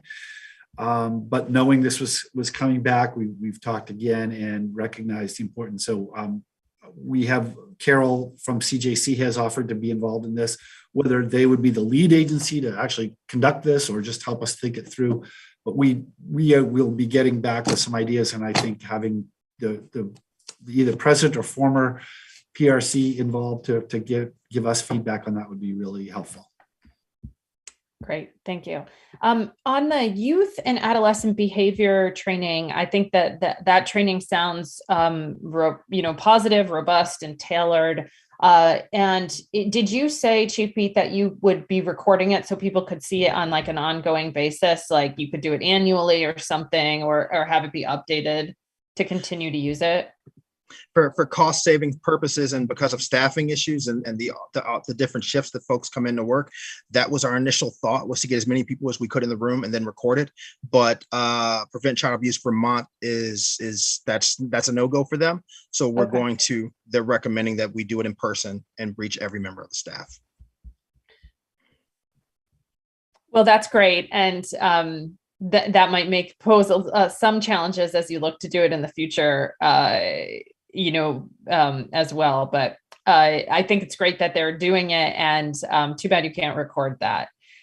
In terms of the training around crowd management, do you have a sense if the Madison model principles that we had talked about were principles where we want to help people use our space and facilitate that use in the most positive experience possible? You have mentioned in the past that MPD already deploys a lot of those practices. Do you know if this training in Florida will be reinforcing that type of approach? Because there's a lot of different crowd control strategies, as I'm sure you know very well, like, and there's a real spectrum of approach there.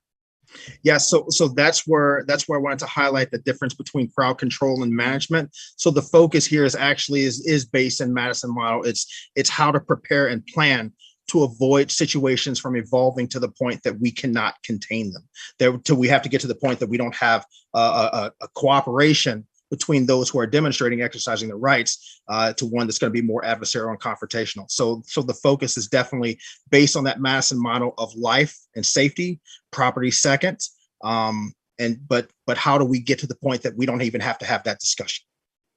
Okay, that's great. Thank you. In terms of the increased mental and professional mental health professional funding, I know that the Police Review Committee had requested 1.5 additional FTEs allocated to that. Would be a combination of social work plus peer outreach support.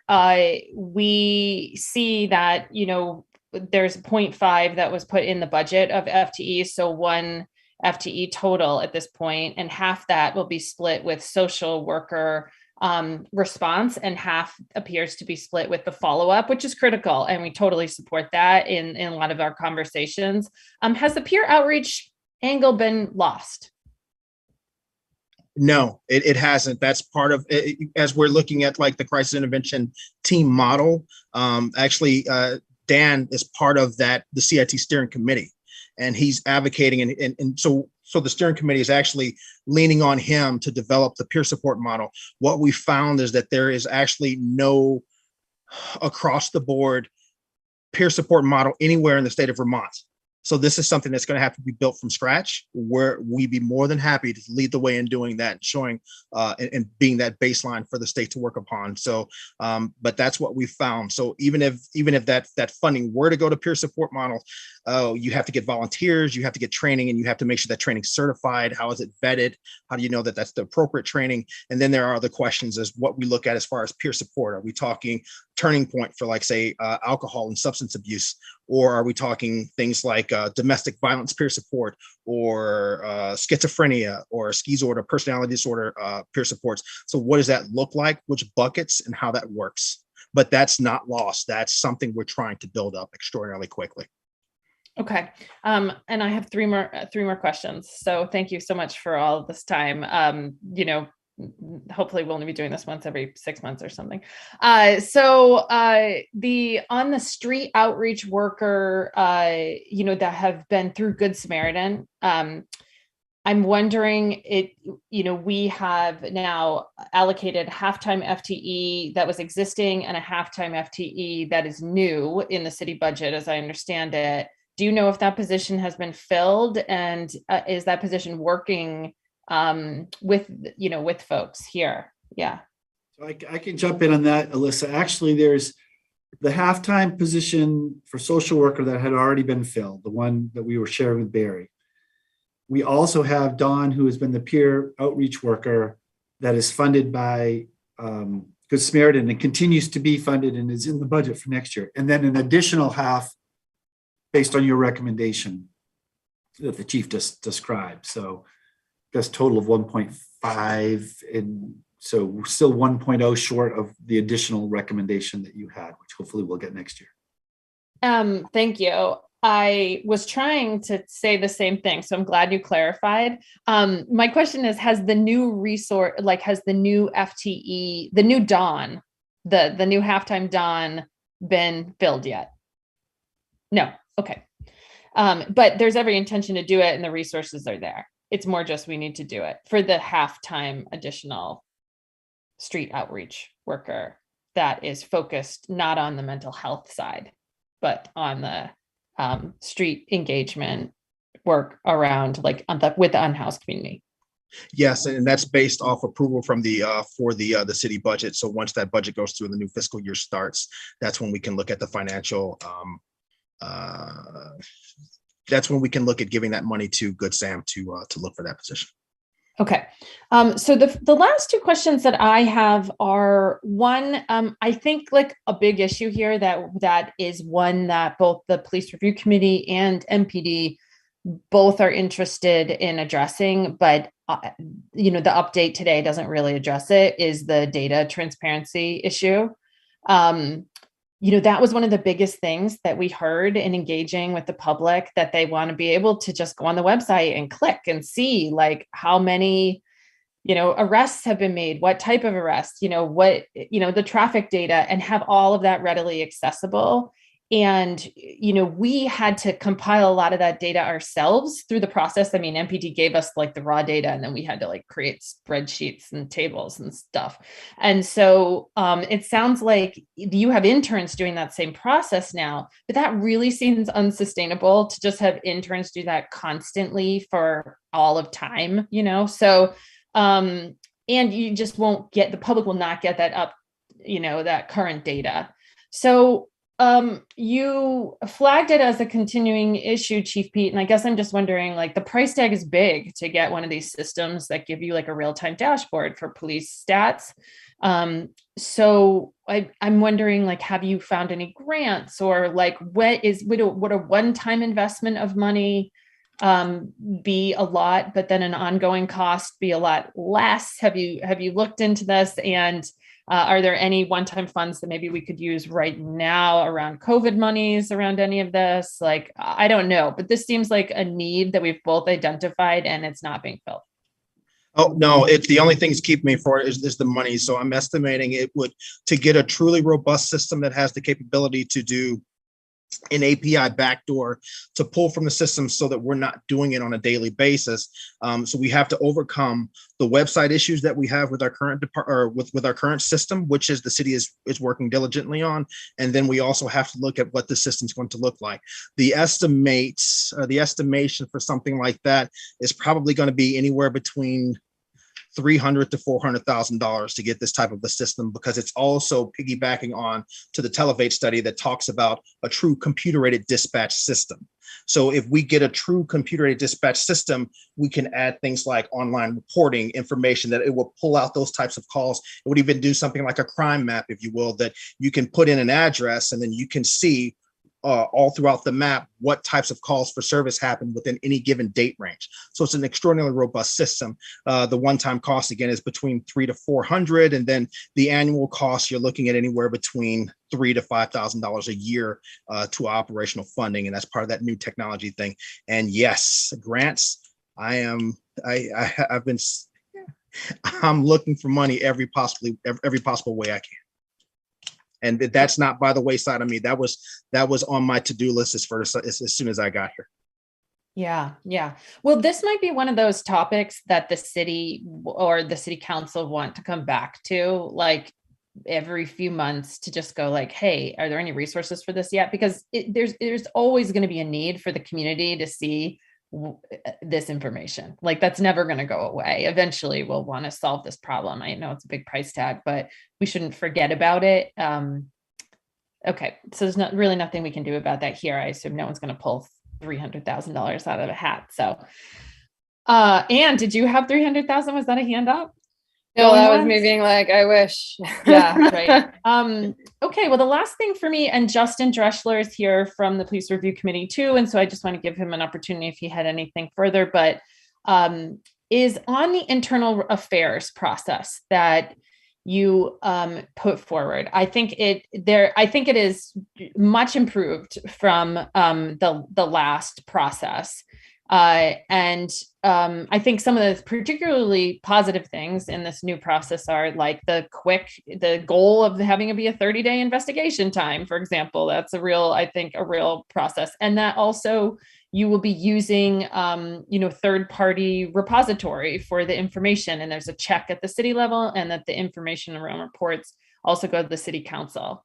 I'm wondering, I think there's a couple principles that may have been lost in translation, or maybe you consider them and discount them. But, the city council having the opportunity, if I understand this right, to review your internal affairs reports, the council, no disrespect, may not have the expertise or profile to maximize that review process. So, they might not have an HR background. They might not have police experience. They might not have legal experience. Some of the things that we flagged in the process, if folks remember the internal affairs process, one of the aspects of that process that we were hoping to see was that there'd be like an annual audit function of a third-party committee that had expertise that would be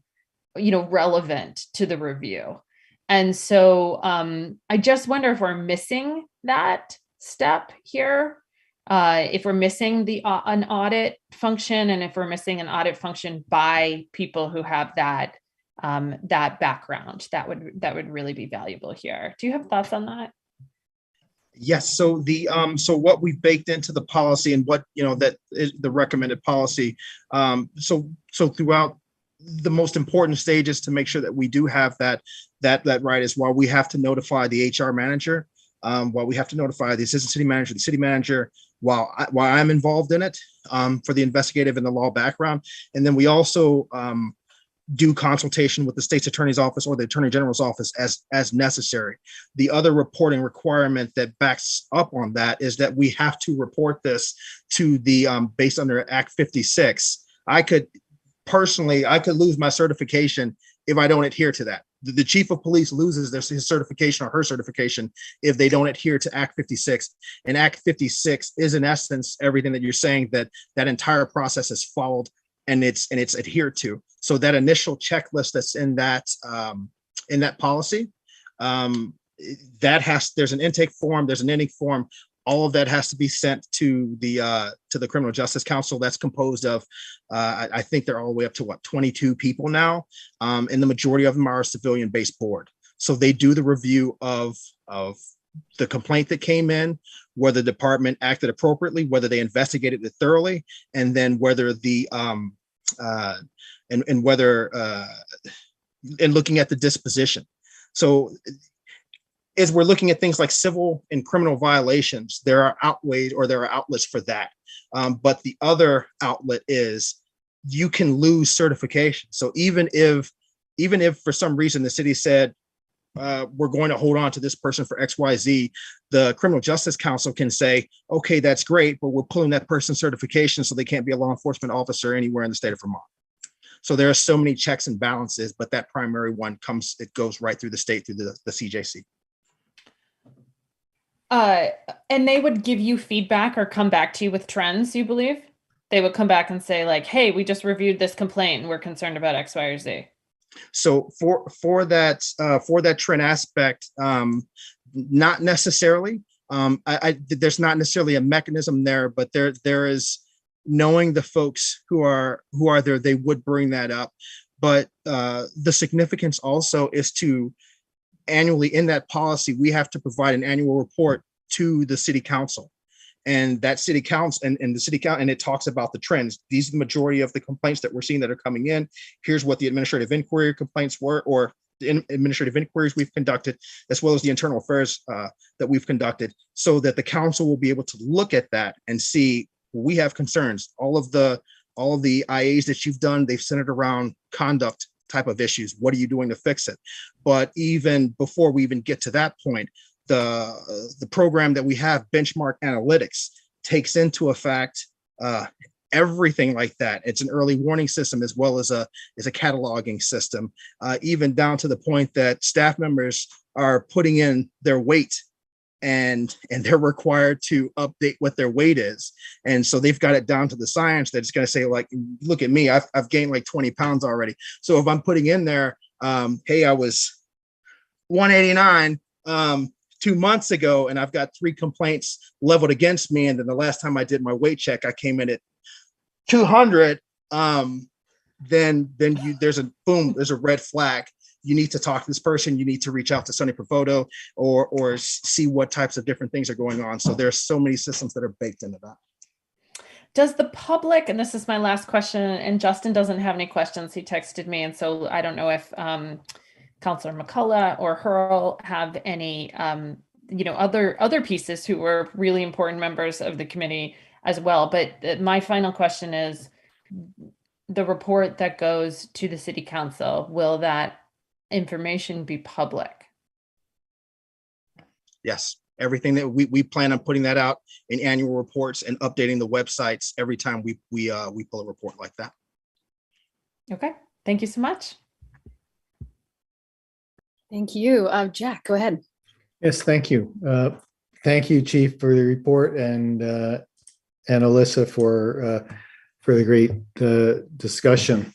I know a couple of the things that we've talked about have to do with police department policies, and I know just in the last couple of days we've gotten a couple of new policies from the department, including the internal affairs and citizen complaint policy, and the police review commission report talks about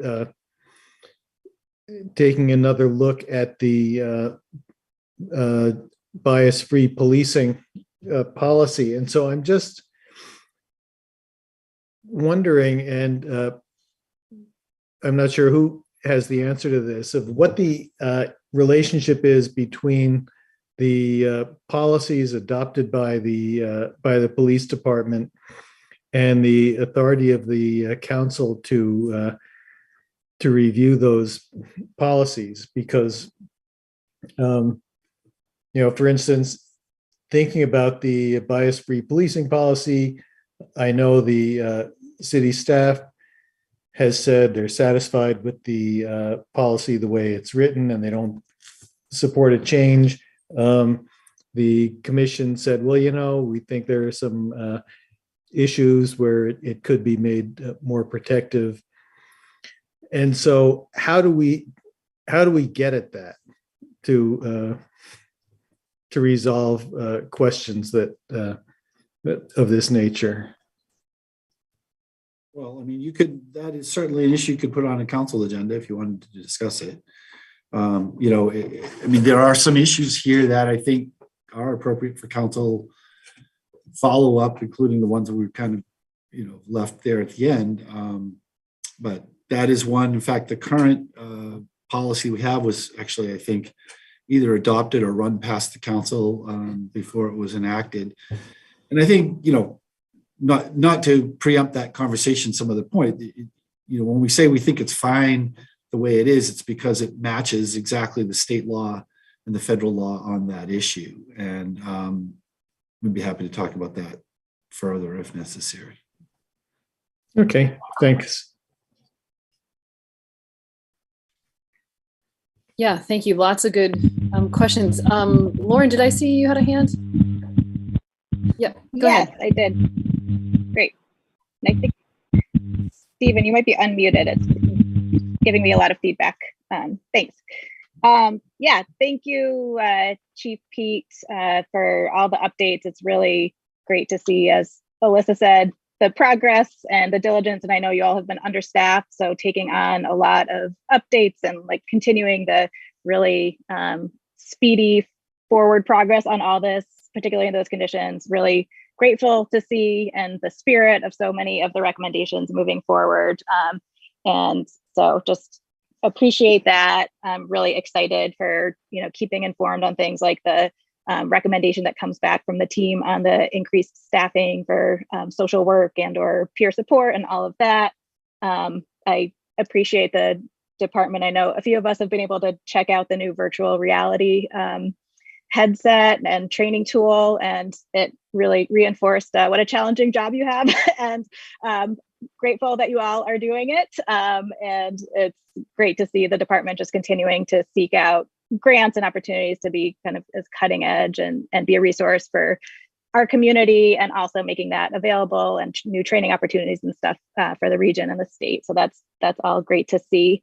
One just very minor thing, but I noticed on the side that I think the training that you all are thinking about hosted on human trafficking, like the National Center on Sexual Exploitation, I'm just flagging they have participated in a number of community conversations and are considered, I think, a pretty controversial group. Their background is like, if you Google them, it's like they've fought against, it's like anti-pornography, anti-comprehensive sex education. They've trying to ban certain types of literature and art. So if the department is getting training from them, I would at a minimum encourage hearing from other organizations that might have a very different perspective. So just would want to round out whatever information you're getting, because I think they're viewed as a like pretty certain perspective that they would bring. So I wanted to note that. But, you know, overall, again, I think just, you know, Alyssa had flagged also, but just like the data and transparency as one of our key things. So definitely eager to continue the conversation of how we can build that out, both for the internal affairs process that does look like some great improvement, and how do we have transparency, and even being able to measure, is that approach working and working well for the community as that rolls out. And you know, and I am eager to take up, as we get into the coming months, the full suite of, you know, there's only a handful left, I think, that the PRC had put forward, but definitely want to at least bring all of them up to council, because the committee spent so much time thinking through and developing those recommendations. So I want to give them all their kind of due consideration by council. But again, thanks, and thanks the team. Thank you to the department. Please share our gratitude for all the hard work going into it. And thanks Alyssa and the police review committee team also, who had put so much work into all these thoughtful recommendations. Yes, I agree. I want to certainly thank, if you, Alyssa, could pass on our gratitude to the police review committee again to us, that would be great. And also thank you, Chief, for your like thoughtful, you know, responses to each of these. I mean, I think this is, you know, it's an ongoing complex conversation, and I appreciate everybody's positivity and engagement in all of this. I have some thoughts about moving forward, but I want to hear if there's other comments from folks. I want to make sure that everybody has the opportunity to jump in. Just to check, Jennifer, was that a hand or no? Okay. All right, Connor, go ahead. I just wanted to piggyback on that, Mayor. I think this had potential to be like an adversarial process, but a lot of credit to the department that, you know, these are some substantive issues thrown your way, but you take them very seriously, as we're shown today. And on the other side, you know, Alyssa, you know, a lot of these committees will just write a report and say, hey, job well done. Obviously, that's not where you're coming from, and you're staying on top of this. So I think we have a lot of progress to make, but I just want to, you know, commend the process so far. I think it's been really enlightening, and I love the way everybody's working together here. Yeah. Any other thoughts from council or the public before we discuss how to move forward? Steve Whitaker. Okay, Steve, go ahead. So I want to touch on a couple of points I heard. I think that we should not lose sight of the potential need for a police oversight commission. I can see lots of bobbing and weaving and dancing to try to prevent that from happening, but it's important to note that this police review committee did not, it was very hemmed into forward-looking, positive change suggestions. It was not looking at the history of abuses and malfeasance, which has to be aired and documented. If you're you have to acknowledge the failures before you can move forward. You can't just dance your way around them. So the police contract, for instance, Fraser arranged that to just be moved on the consent agenda. That's where all the, you know, immunity and disciplinary actions are moved. That was not reviewed really by council. It wasn't open to public comment. It was pushed on the consent agenda. That's freaking outrageous, you know? Act 56 is not local. We have local problems that have gone on for 30 years in my experience, and we need to deal with them locally. You can't just wrap it all in a bow and call it, you know, a statewide oversight. Let's see, no need to. Oh, currently we have no need to, or no process. We've got a ghost committee formed by the contract with the police and Capitol Fire that is supposedly several members of Capitol Fire, the city manager, the fire chief, the police chief. But this committee has never warned a meeting, has never met, has never created any minutes. And yet we've had errors that resulted in the shooting of Mark Johnson. We've had errors and resulted in 30-minute delays for ambulances. These are not reviewed or audited or documented or explained in any way. They're all swept under the rug. And this is not covered in the Police Review Committee's report. I hope they're still listening. I do applaud Alyssa stick-to-itiveness. I have that disease too, as you all know. The council should adopt policies. The police department are hired guns, literally, and they need to be held to account, and the council and the public should review and approve the policies, not the police department itself. Regarding the outreach worker, half-time, Dawn tells me she's only paid for 12 hours a week. So you're talking she's half-time, and now we're adding another half-time? So something's not adding up there, and this is, again, a problem with handing the money to nonprofits who are sitting there on the homelessness task force voting appropriations to themselves and no accountability because there's no public records law transparency. There was another person hit by a local hit by walking with a walker hit and knocked down by an automobile. And it doesn't make the police report, that runs in the Times-Argus, Similarly, the homeless person that was hit 2 years ago on his way to the shelter, Green Mountain Transit left the scene, was not charged. It seems like we've got this underclass of people. Yeah, just hit them, knock them out of the way, and then the police will sweep it under the rug for you. That is just freaking outrageous. I've been denied access to the records of who hit Lenny in the crosswalk and why and whether they were charged. And it's just, this is the stuff the city council should be doing if you were earning your position.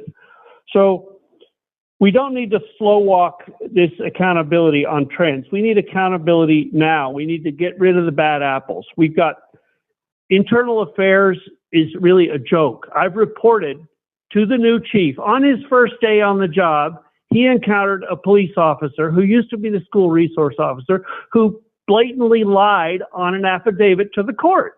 And that's not been raised as internal affairs. Nobody's investigated that. That same officer lied on another occasion about what state law is, about, somebody in a parking lot. And the report from Valcourse, from the CAD system, says that there's video of the incident, but the video went missing. Do you smell corruption here? It's just outrageous that y'all can just turn a blind eye to all this. I'm going to, later on in the meeting, talk about having, you have an obligation. If you're not going to do the due diligence yourself, you need to have an obligation to hire an attorney to validate who's telling the truth. And you will find that I've been telling you the truth for years and you've been sweeping it under the rug. So we've got problems with the CAD system having a report in it that this guy is suicidal, wants to jump off the bridge, is off his meds, and he's going to hurt himself. And instead of the police dispatch warning the officer, they did warn him that it's Mark Johnson. They didn't say, here's what happened 2 weeks ago. They said nothing. And the guy put 2 bullets and killed him. Okay. This has not been resolved. The mayor, you swept this under the rug. You offered a public hearing. You put it number 7 on the next meeting agenda and notified no one that it was going to happen. So this is on you. So anyway, that's enough for tonight, but you understand where I'm coming from. This is a bigger problem than you're pretending. This is all not, happy go forward. This is like, let's account for what's already happened. Thank you. All right, thank you. Anyone else? Okay, so just thinking about how do we move forward? from this conversation. So there are a number of items that the council, I think, probably needs to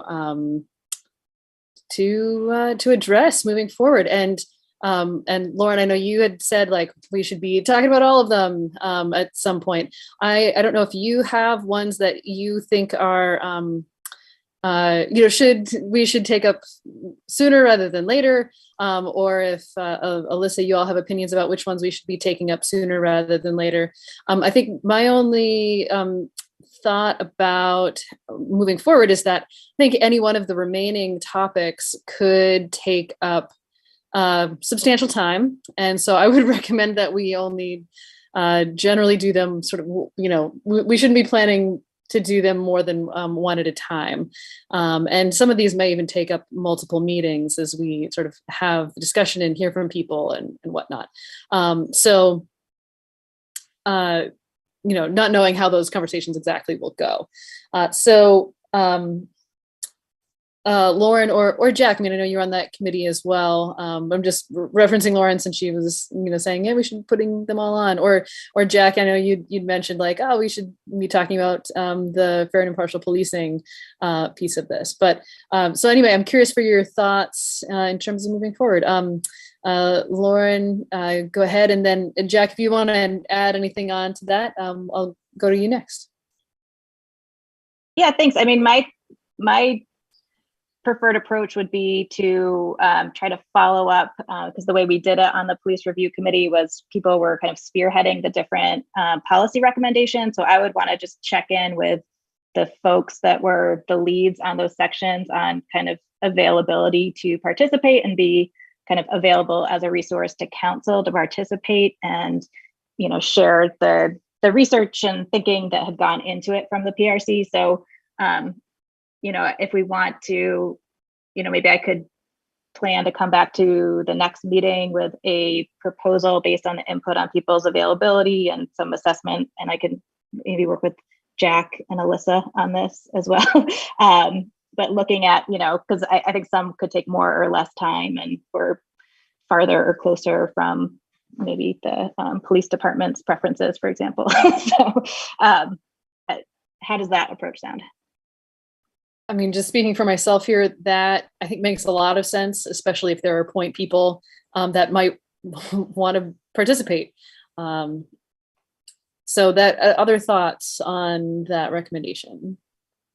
I agree with what Lauren just said. I think, it's like we do with a lot of other things. We members of council and staff talk to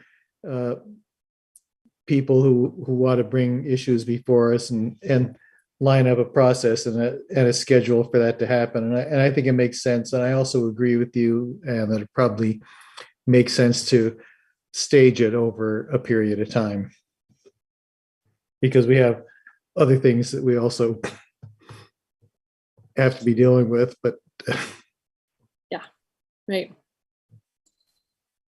Yeah. Okay. Other thoughts, any disagreement, any thoughts that we should take on a different approach? Okay. All right. So I'm not seeing any disagreement there. So Lauren and Jack, if you come up with a sort of a tentative outline of how you think it would make sense for us to take up those topics, certainly open to those suggestions. So so I assume we'll bring this back up as a topic next time. Just in thinking about, I guess it makes sense to bring back that calendar, so to speak, to the council. And if there are items that people are really passionate about, moving up or, putting off indefinitely or whatever it is, that would be an opportunity for folks to express those things. Does that? Yeah, I'd be happy to work with the two council members on drafting something up and either getting the schedule out at an upcoming meeting or putting it in the weekly on our schedule. Yeah. That'd be great, especially, coordinating with things that we already know are on the schedule. Yeah, that would be really helpful. So no, we're not trying to do like the zoning and also, conversation about prostitution or something, that would be a lot. So, okay. Any other thoughts on this team? Okay. All right. Well, thank you, Chief, and thank you, Alyssa, for all of your collective work on this, and to be continued. So, yeah, we'll keep revisiting it. All right. Okay. So, thank you. Have a good night. All right. So we are ready to move on to the city manager's review and contract. Jack. Oh, it's 8:30. Yes, Jack, go ahead. I was going to say it's 8:30 on the dot, time for our break. It is, it's true. Okay, so I think we should take a break. So we will be back at 8:40 and oh yes, Bill, go ahead. I could offer a suggestion. I think, okay. I know there's at least one person, there may be two, that want to comment on this topic. Okay. It might be wise to take the comments. We're going to go into executive session anyway and take the break. Then I presume we're going to go into executive session, but then not make someone hang around while we take a break just to offer comments. That seems fair. That's good. That's a good call. All right. So so regarding city manager's review and contract, if there are folks that have comments about that, now would be an okay time. You can either raise your hand or unmute yourself or turn your video on, let us know. Well, I think it's unfair when everybody's expecting a break to expect somebody to rush with their comments on the topic. This is very complex. This is a multi-year problem, Well, so if I'd rather speak after the break. So you'd prefer to speak after the break. Anyone prefer to speak before the break? Okay, I'm not seeing any hands. That's fine. All right, so let's take a break. It's 8:31. We'll be back 8:32. We'll be back 8:42, and we'll go from there. Sound all right, everybody? Okay. All right. To be continued.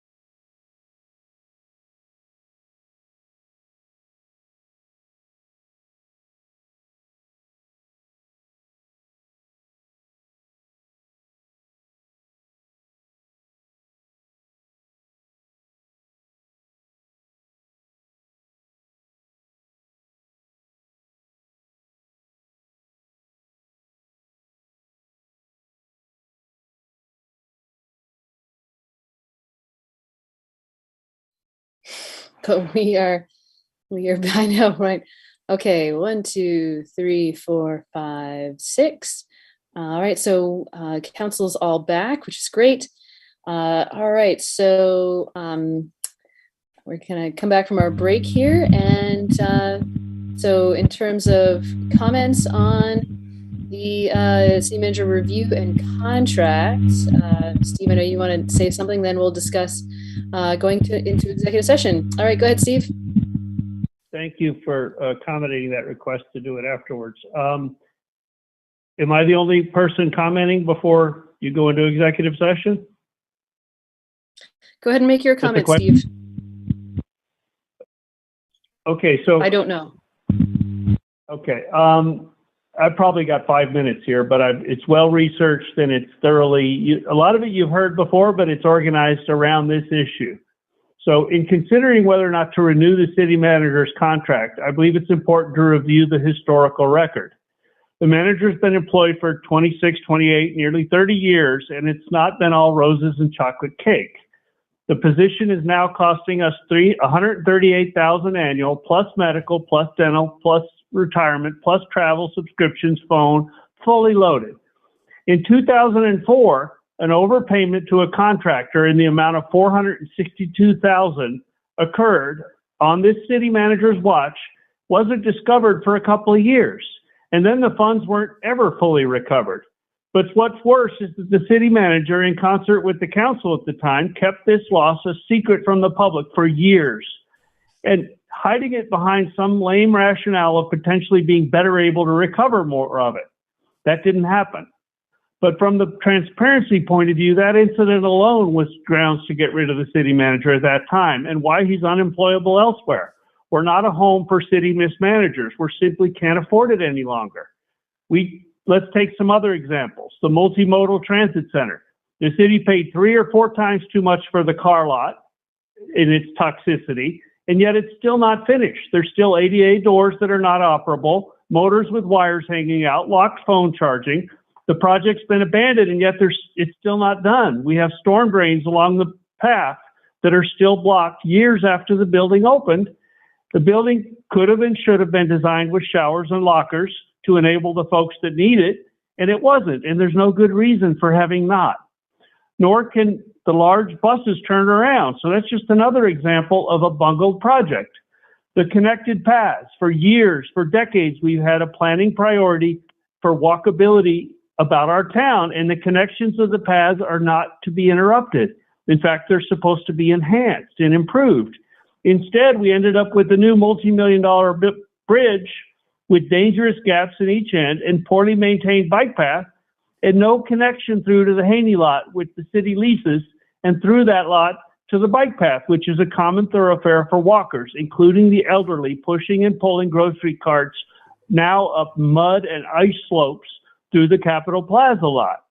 At one point in the design, through public records, I found out the planning showed there was a circular ramp to be attached to the rounded retaining wall to connect those 3 levels for handicapped accessibility, and yet it was removed, and apparently there are no public records indicating who removed it and why, with what rationale or cost justification.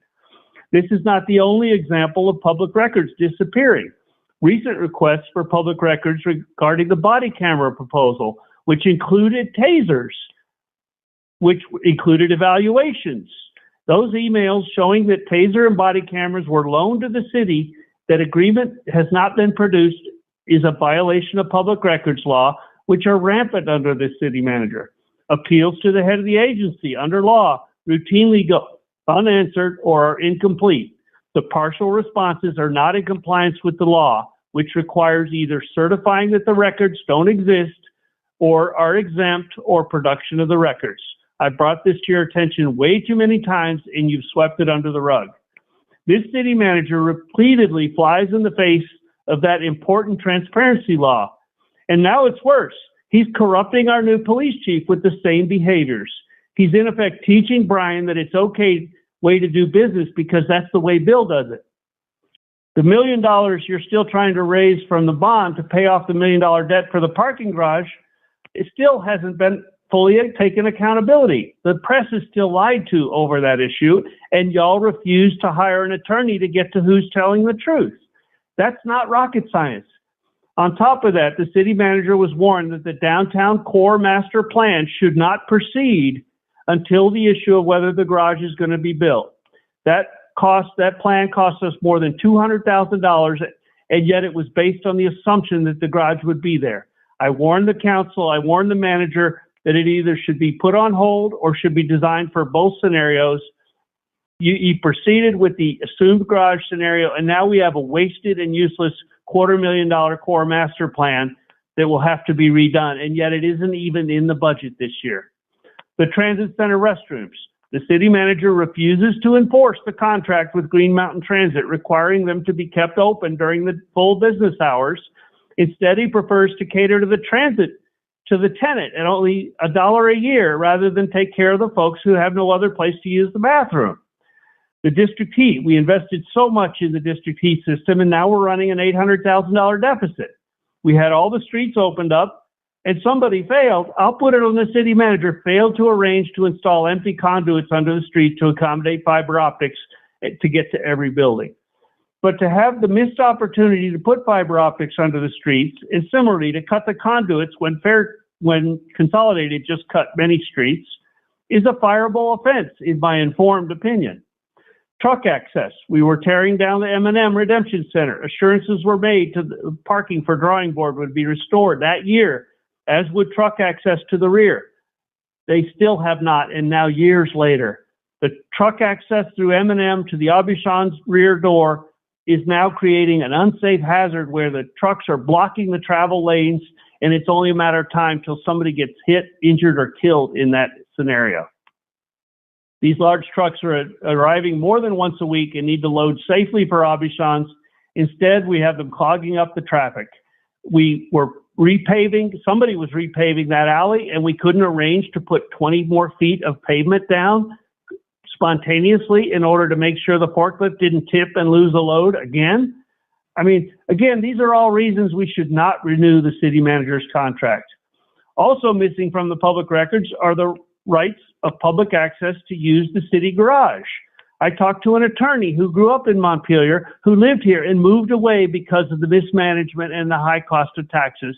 And he recalls this city center being promised as a public garage, and the bathrooms being available was in the paper, recalled by many. Unfortunately, the city manager can't find those records, still refuses to say they don't exist, and refuses to respond to an appeal to the head of the agency in compliance with law. Instead, he would rather lie to the city council repeatedly and say he's complied with public records law. The city, not having an attorney, is ill prepared. The council is ill prepared to figure out who's telling the truth. But I've watched this manager lie to the council a dozen times at least, and he gets away with it. So also missing are public records regarding the city's decision not to be a public safety answering point.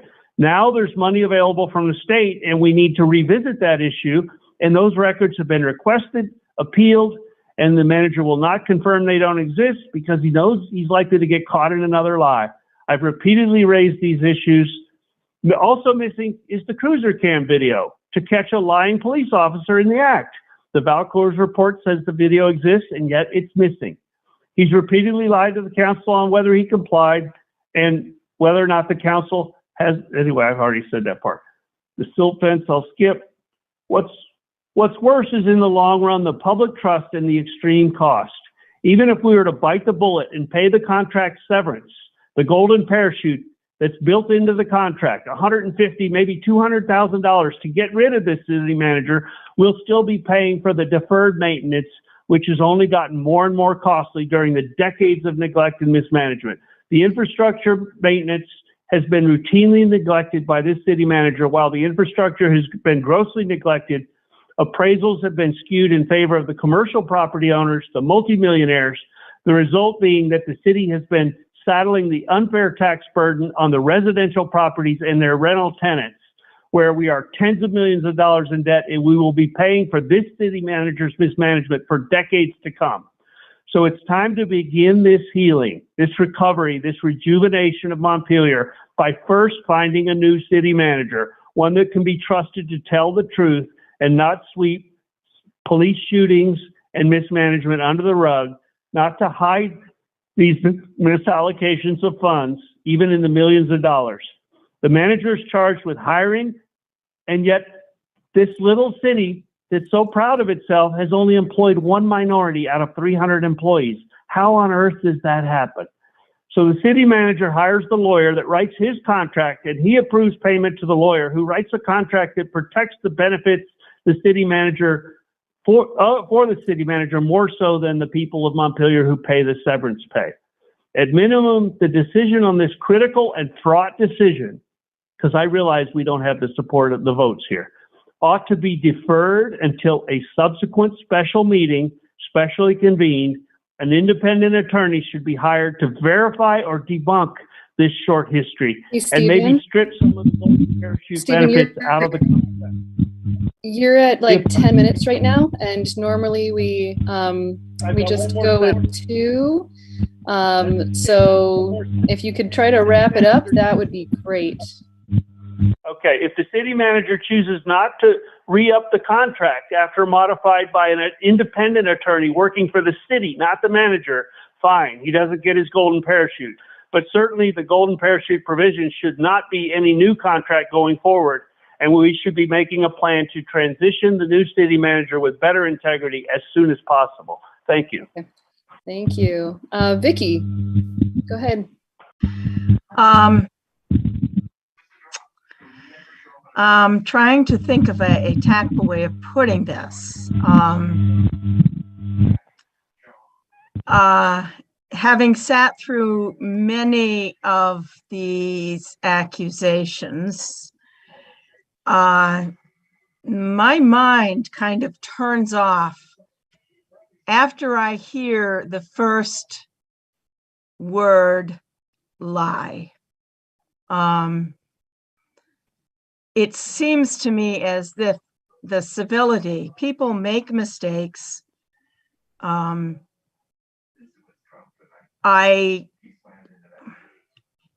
I don't know how to put this other than to say that the continual vicious accusations without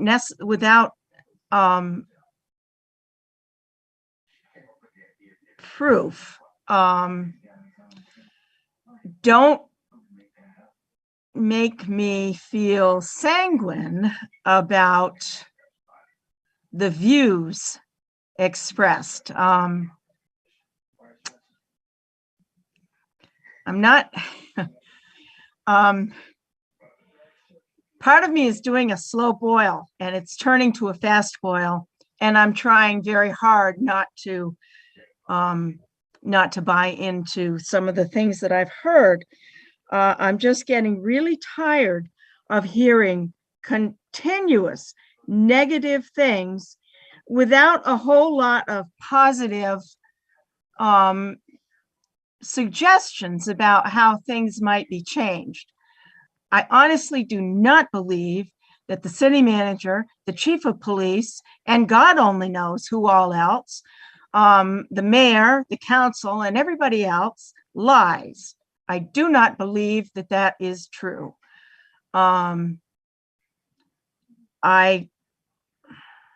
My lie detector is pretty good.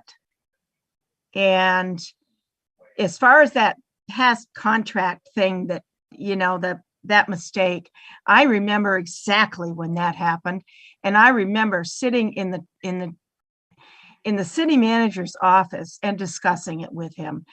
And there were a lot of things going on at that time that were very serious, personal things going on with the then public works director. And that contributed to that mistake happening. I should probably shut up while I'm still ahead. I just can't take it anymore. Well, thank you, Vicky. so I'll just say for my part, I have found the city manager to be very ethical. But if there's no other comments. I will have to say that I applaud each and every one of you when you sit through that and sit through some of the things that have been said and do it with composure, because I don't think I could. Well, thank you, Vicki. And we are going to move on to a discussion about city. Oh, yes, Bill, go ahead.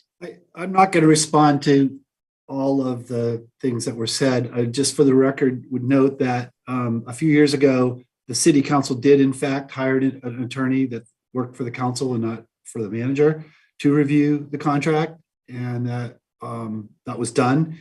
And the contract that is currently in place is the same contract that was in place then. So the contractual piece that was requested has happened. And many of the other issues have been reviewed. And it's beneath me to go to his level. Fair enough. And Jack, go ahead. At this point, I think it's appropriate to make a motion pursuant to 1 VSA section 313A3. I move that we go into executive session to consider the appointment, employment, or evaluation of a public officer or employee, and that we include the city manager in that executive session. I'll second it. Before we do that, actually, I know we've had a motion in a second, and I am feeling a little silly here. There was a suggestion that because I doubt that we're going to get to the point where we have a vote at the end of the evening. And so one possibility is that we could go through council reports now, so that the public so that's the substantial portion of the meeting could be over. What do you think about that, team? I suggest that would allow Orca to turn off and the public Zoom to turn off and all of that. Okay. So what I guess I'd recommend that we do is, pending, unless there's other suggestions as to how to handle this, because there's been a motion in a second. My suggestion would be that we just hang on to that. We'll do our council reports, and then we'll have a vote on that, unless folks have other thoughts as to how to handle it. Jack and then Donna, yeah. I could move to lay my motion on the table. Okay. Or you can just say, well, your motion will take effect when the discussion gets done. Yeah, that's. I think we're fine to go ahead and take up the other matters before voting on the motion. Okay. All right. So we are going to do council reports first. And oh yes, David Delcourt, go ahead.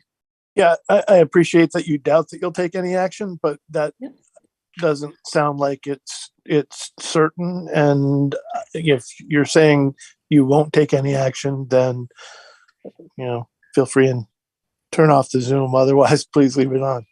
Thank you. Yeah, fair enough. Well, about that,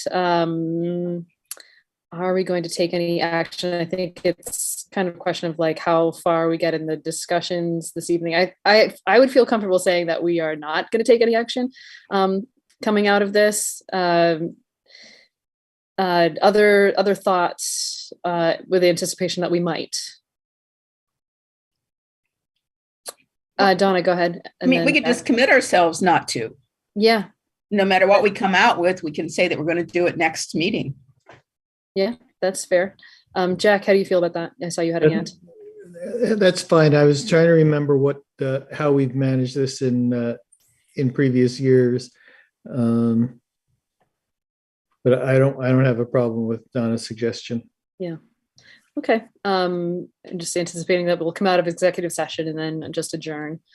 So we'll just commit that to you all and to ourselves. Does that seem fair? Everybody just checking one more time. Okay. All right, so thank you for that question. So council reports, I'm gonna go in the order as if we were in the horseshoe, because I can't think about doing something different, apparently. Donna, as long as you're happy to go first. I'm fine, and I'm just gonna say, I want everybody to think about voting. I want people to get absentee ballots and vote early. It really helps the process. And I do want them to support the land bond. And I want them to look beyond the immediate and look out in the future, that this is an opportunity we should say yes to. It fits in our vision. It fits in all our planning. And please reach out for more information because it is there. Call me if you want to know more. Thank you. Oh yeah, vote for me. Also that. All right, thank you. Connor, go ahead. Yeah, I just want to thank the DPW staff with all the snowfall over the weekend there. I had a couple of constituents reach out and just say, I was in a jam. And, these guys went above and beyond the call of duty and help me, someone elderly. It's so just the outpouring of support. I think they're always underappreciated, but I think in a snowstorm, you see it more than ever. Similar thanks to MPD. I think we had a pretty sensitive issue on Friday there on Berry Street. And I really appreciate the way the department got out in front of it. Jack and I went there for the virtual reality training. Chief Pete said, hey, look at the camera footage. Look at the camera footage. And if we're wrong, tell us we're wrong, And I think that, just speaks to the character of Chief Pete there and the character of the department and what we like to see. So thanks so much. And unopposed, but I think I'm a bit better than Mickey Mouse for the council race. So thanks very much. Thank you. All right, Jay. I'll echo Donna and Connor and the folks that they called out and supporting the land acquisition and Connor's feedback around the chief and DPW. And so I appreciate that. I won't be redundant there. I just will add in one small piece of public acknowledgement to the community effort around maintaining outdoor recreation and cross-country skiing for folks in our community. It's been a pretty a new normal with lots of ups and downs with temperatures and snow, and we have a really dedicated group of folks who are out grooming trails all voluntarily. And that just creates just an incredible outdoor resource for folks in our community up on North Street, at the golf course, and in the parks. And it's all grassroots, community driven. And I just want to acknowledge all the folks who have played a part in making that happen to support not just the communities, but then also all the school programs. So I just think that it's important to acknowledge that those efforts that have been that have happened. Rather, thank you. Thank you, Jennifer. Thank you. I really just wanted to voice my support for the land acquisition as somebody who is not a homeowner in Montpelier, because there are no homes to buy that I can afford. The opportunity to build affordable housing would be phenomenal. And it's a hot topic, I know, on Front Porch Forum. I'm reading the posts every day. And it's a really interesting conversation. And I would encourage folks that maybe don't have the information that they need or want or that's accurate to reach out to your city council person. I know we all like talking about it. And I just think it would be a very smart move because there are no other places really to develop around here. And I have lived here for 7 years, the entire time that I have lived in Montpelier, or in Vermont, sorry. has been here in Montpelier, and I'm raising my children here. And this is where my husband's from, and we don't want to move. I want to stay here. And yeah, that's what I have to say on that. And also, I'm running for 1 more year, so please vote for me. Thanks. Right, thank you. Jack. Thank you. Yes, a couple of things.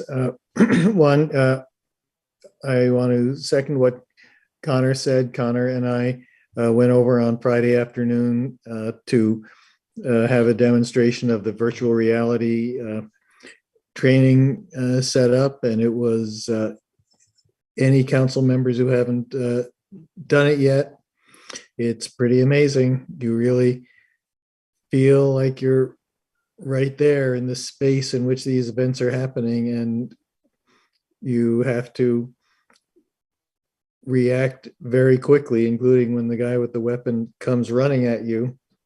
And so so I think it's going to be a real plus to the training of the police. And again, the chief invited us right into the room where they were watching the video of the interaction with the guy on Barry Street.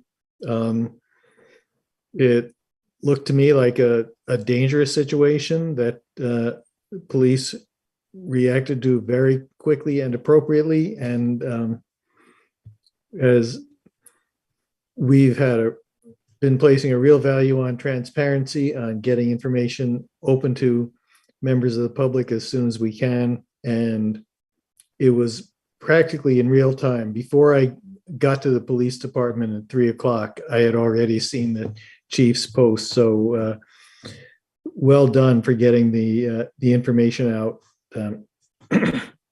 because I think that does nothing but enhances trust in our institutions. The other thing, I think it's very gratifying to see that there's a lot of discussion about the items on the ballot, not only the property acquisition. I've heard from some constituents. I still have one call that I need to make to get back to somebody. I think the posts from the city manager have been thorough, extremely informative, and extremely valuable. I support the proposal, and I hope our voters do. And I will put out some of my thoughts on the other items too, but I don't think we need to do that tonight. I think I'm set. Thank you. Great. Thank you. Lauren. Thank you. Just two quick things, and just echo a lot of what you've all already said, so won't belabor that. One thing I was thinking, it might be good for the lobbying committee to get together with our lobbyist, so we could just check in and make sure that they have the information and context and whatever, and see if there's any updates or information sharing that would be helpful to make the most of that. So maybe next week or something. Oh, my cat wants to say hi. And only other thing I wanted to note is I might be out of town for the next meeting. I'm going to try to participate, but just to get that on your radar in case there's anything that you would need from me ahead of time. And especially was thinking of if that's Jay's last meeting. And maybe we could figure out a way to celebrate with Jay sometime. It looks like cases are going down. Maybe we could figure out a way to thank him for his service. And it's been great working with you, but hopefully I'll be with you next meeting, but just in case, wanted to say that. And that's it for me. Thanks. Great. Okay, so I'll just throw in real quick. Yeah, go ahead. I would absolutely appreciate that opportunity, but just know I'm going to be in the desert in Arizona, zooming in to my last meeting. So it's not going to be after the next meeting. So we can look a little bit further down the road. So fair enough. I appreciate the sentiment. Thank you, Lauren. Yeah. All right. So I agree with everybody. So not going to repeat things that have already been said, but I will also add that I just want to thank Cameron for this meeting in navigating bombers. Thank you for doing that. You are a rock star. Yes. And so, yeah, new experiences. Okay, now that's a thing apparently. And we'll just need to be vigilant, I guess, about that. And so, yeah, now we know. So that's one thing. Second thing is before the pandemic hit, I don't know if anybody remembers this, but I actually started, I had been doing office hours prior to the pandemic and then stopped due to COVID. And so I'm actually going to be bringing back some virtual office hours so every Sunday in February, at least, we're going to try that. So every Sunday, 2 p.m., if you're interested, then email me and I will send you a link. And I think that should help with preventing the the things that happened earlier today. We'll see. But anyway, so yeah, email me if you're interested in participating. Happy to talk about anything related to the city. So yeah, that is upcoming. And so on to the city clerk. So John, go ahead. Just want to say that ballots are finally in. So we've had a fair amount of people coming in today to vote. Come on out to vote. We're going to send out, we've got about 200 early ballot requests. So they should all be out by midday tomorrow. So yeah, come on and vote. Great. And Bill, go ahead. I don't think I have anything additional than what we've already covered. Okay. Jack, go ahead. Yes, just a question for the clerk, given the fact that it's liquor license season and we passed some liquor licenses today, do we need to get to the police department and sign them physically? Yeah, that's a good point. And the warrants too. We were just filing the minutes under the previous emergency order, but the emergency order is off, so things need to get signed. I mean, I'll double check on this, but that's my understanding. So everything's waiting at the police department, and boy, is there a lot to sign. Prepare yourselves. That's good to know. Thank you for that question. I have to ask, Donna. does that mean we should bring snacks, John? I'm always up for snacks. Yes. Okay. All right. So we have a pending motion and a second regarding going into executive session. That is going to include the city manager in these discussions about evaluation and contract. Any further discussion on this item? Okay. All in favor, please say aye. Aye. And opposed? Okay, so and we will not be taking any action when we come back from executive session. So thank you, everybody, and I will see many of you anyway in executive session. So for everyone else on the call, this link will be closed. Council will be able to, they'll be able to log back in, but I will no longer be recording it, and it will be closed for everyone else because they're not taking action. We'll be on a different link though, right? Uh-huh. Yeah, just for others, people's, yes. Okay, all right, well, thanks everybody. Have a good night.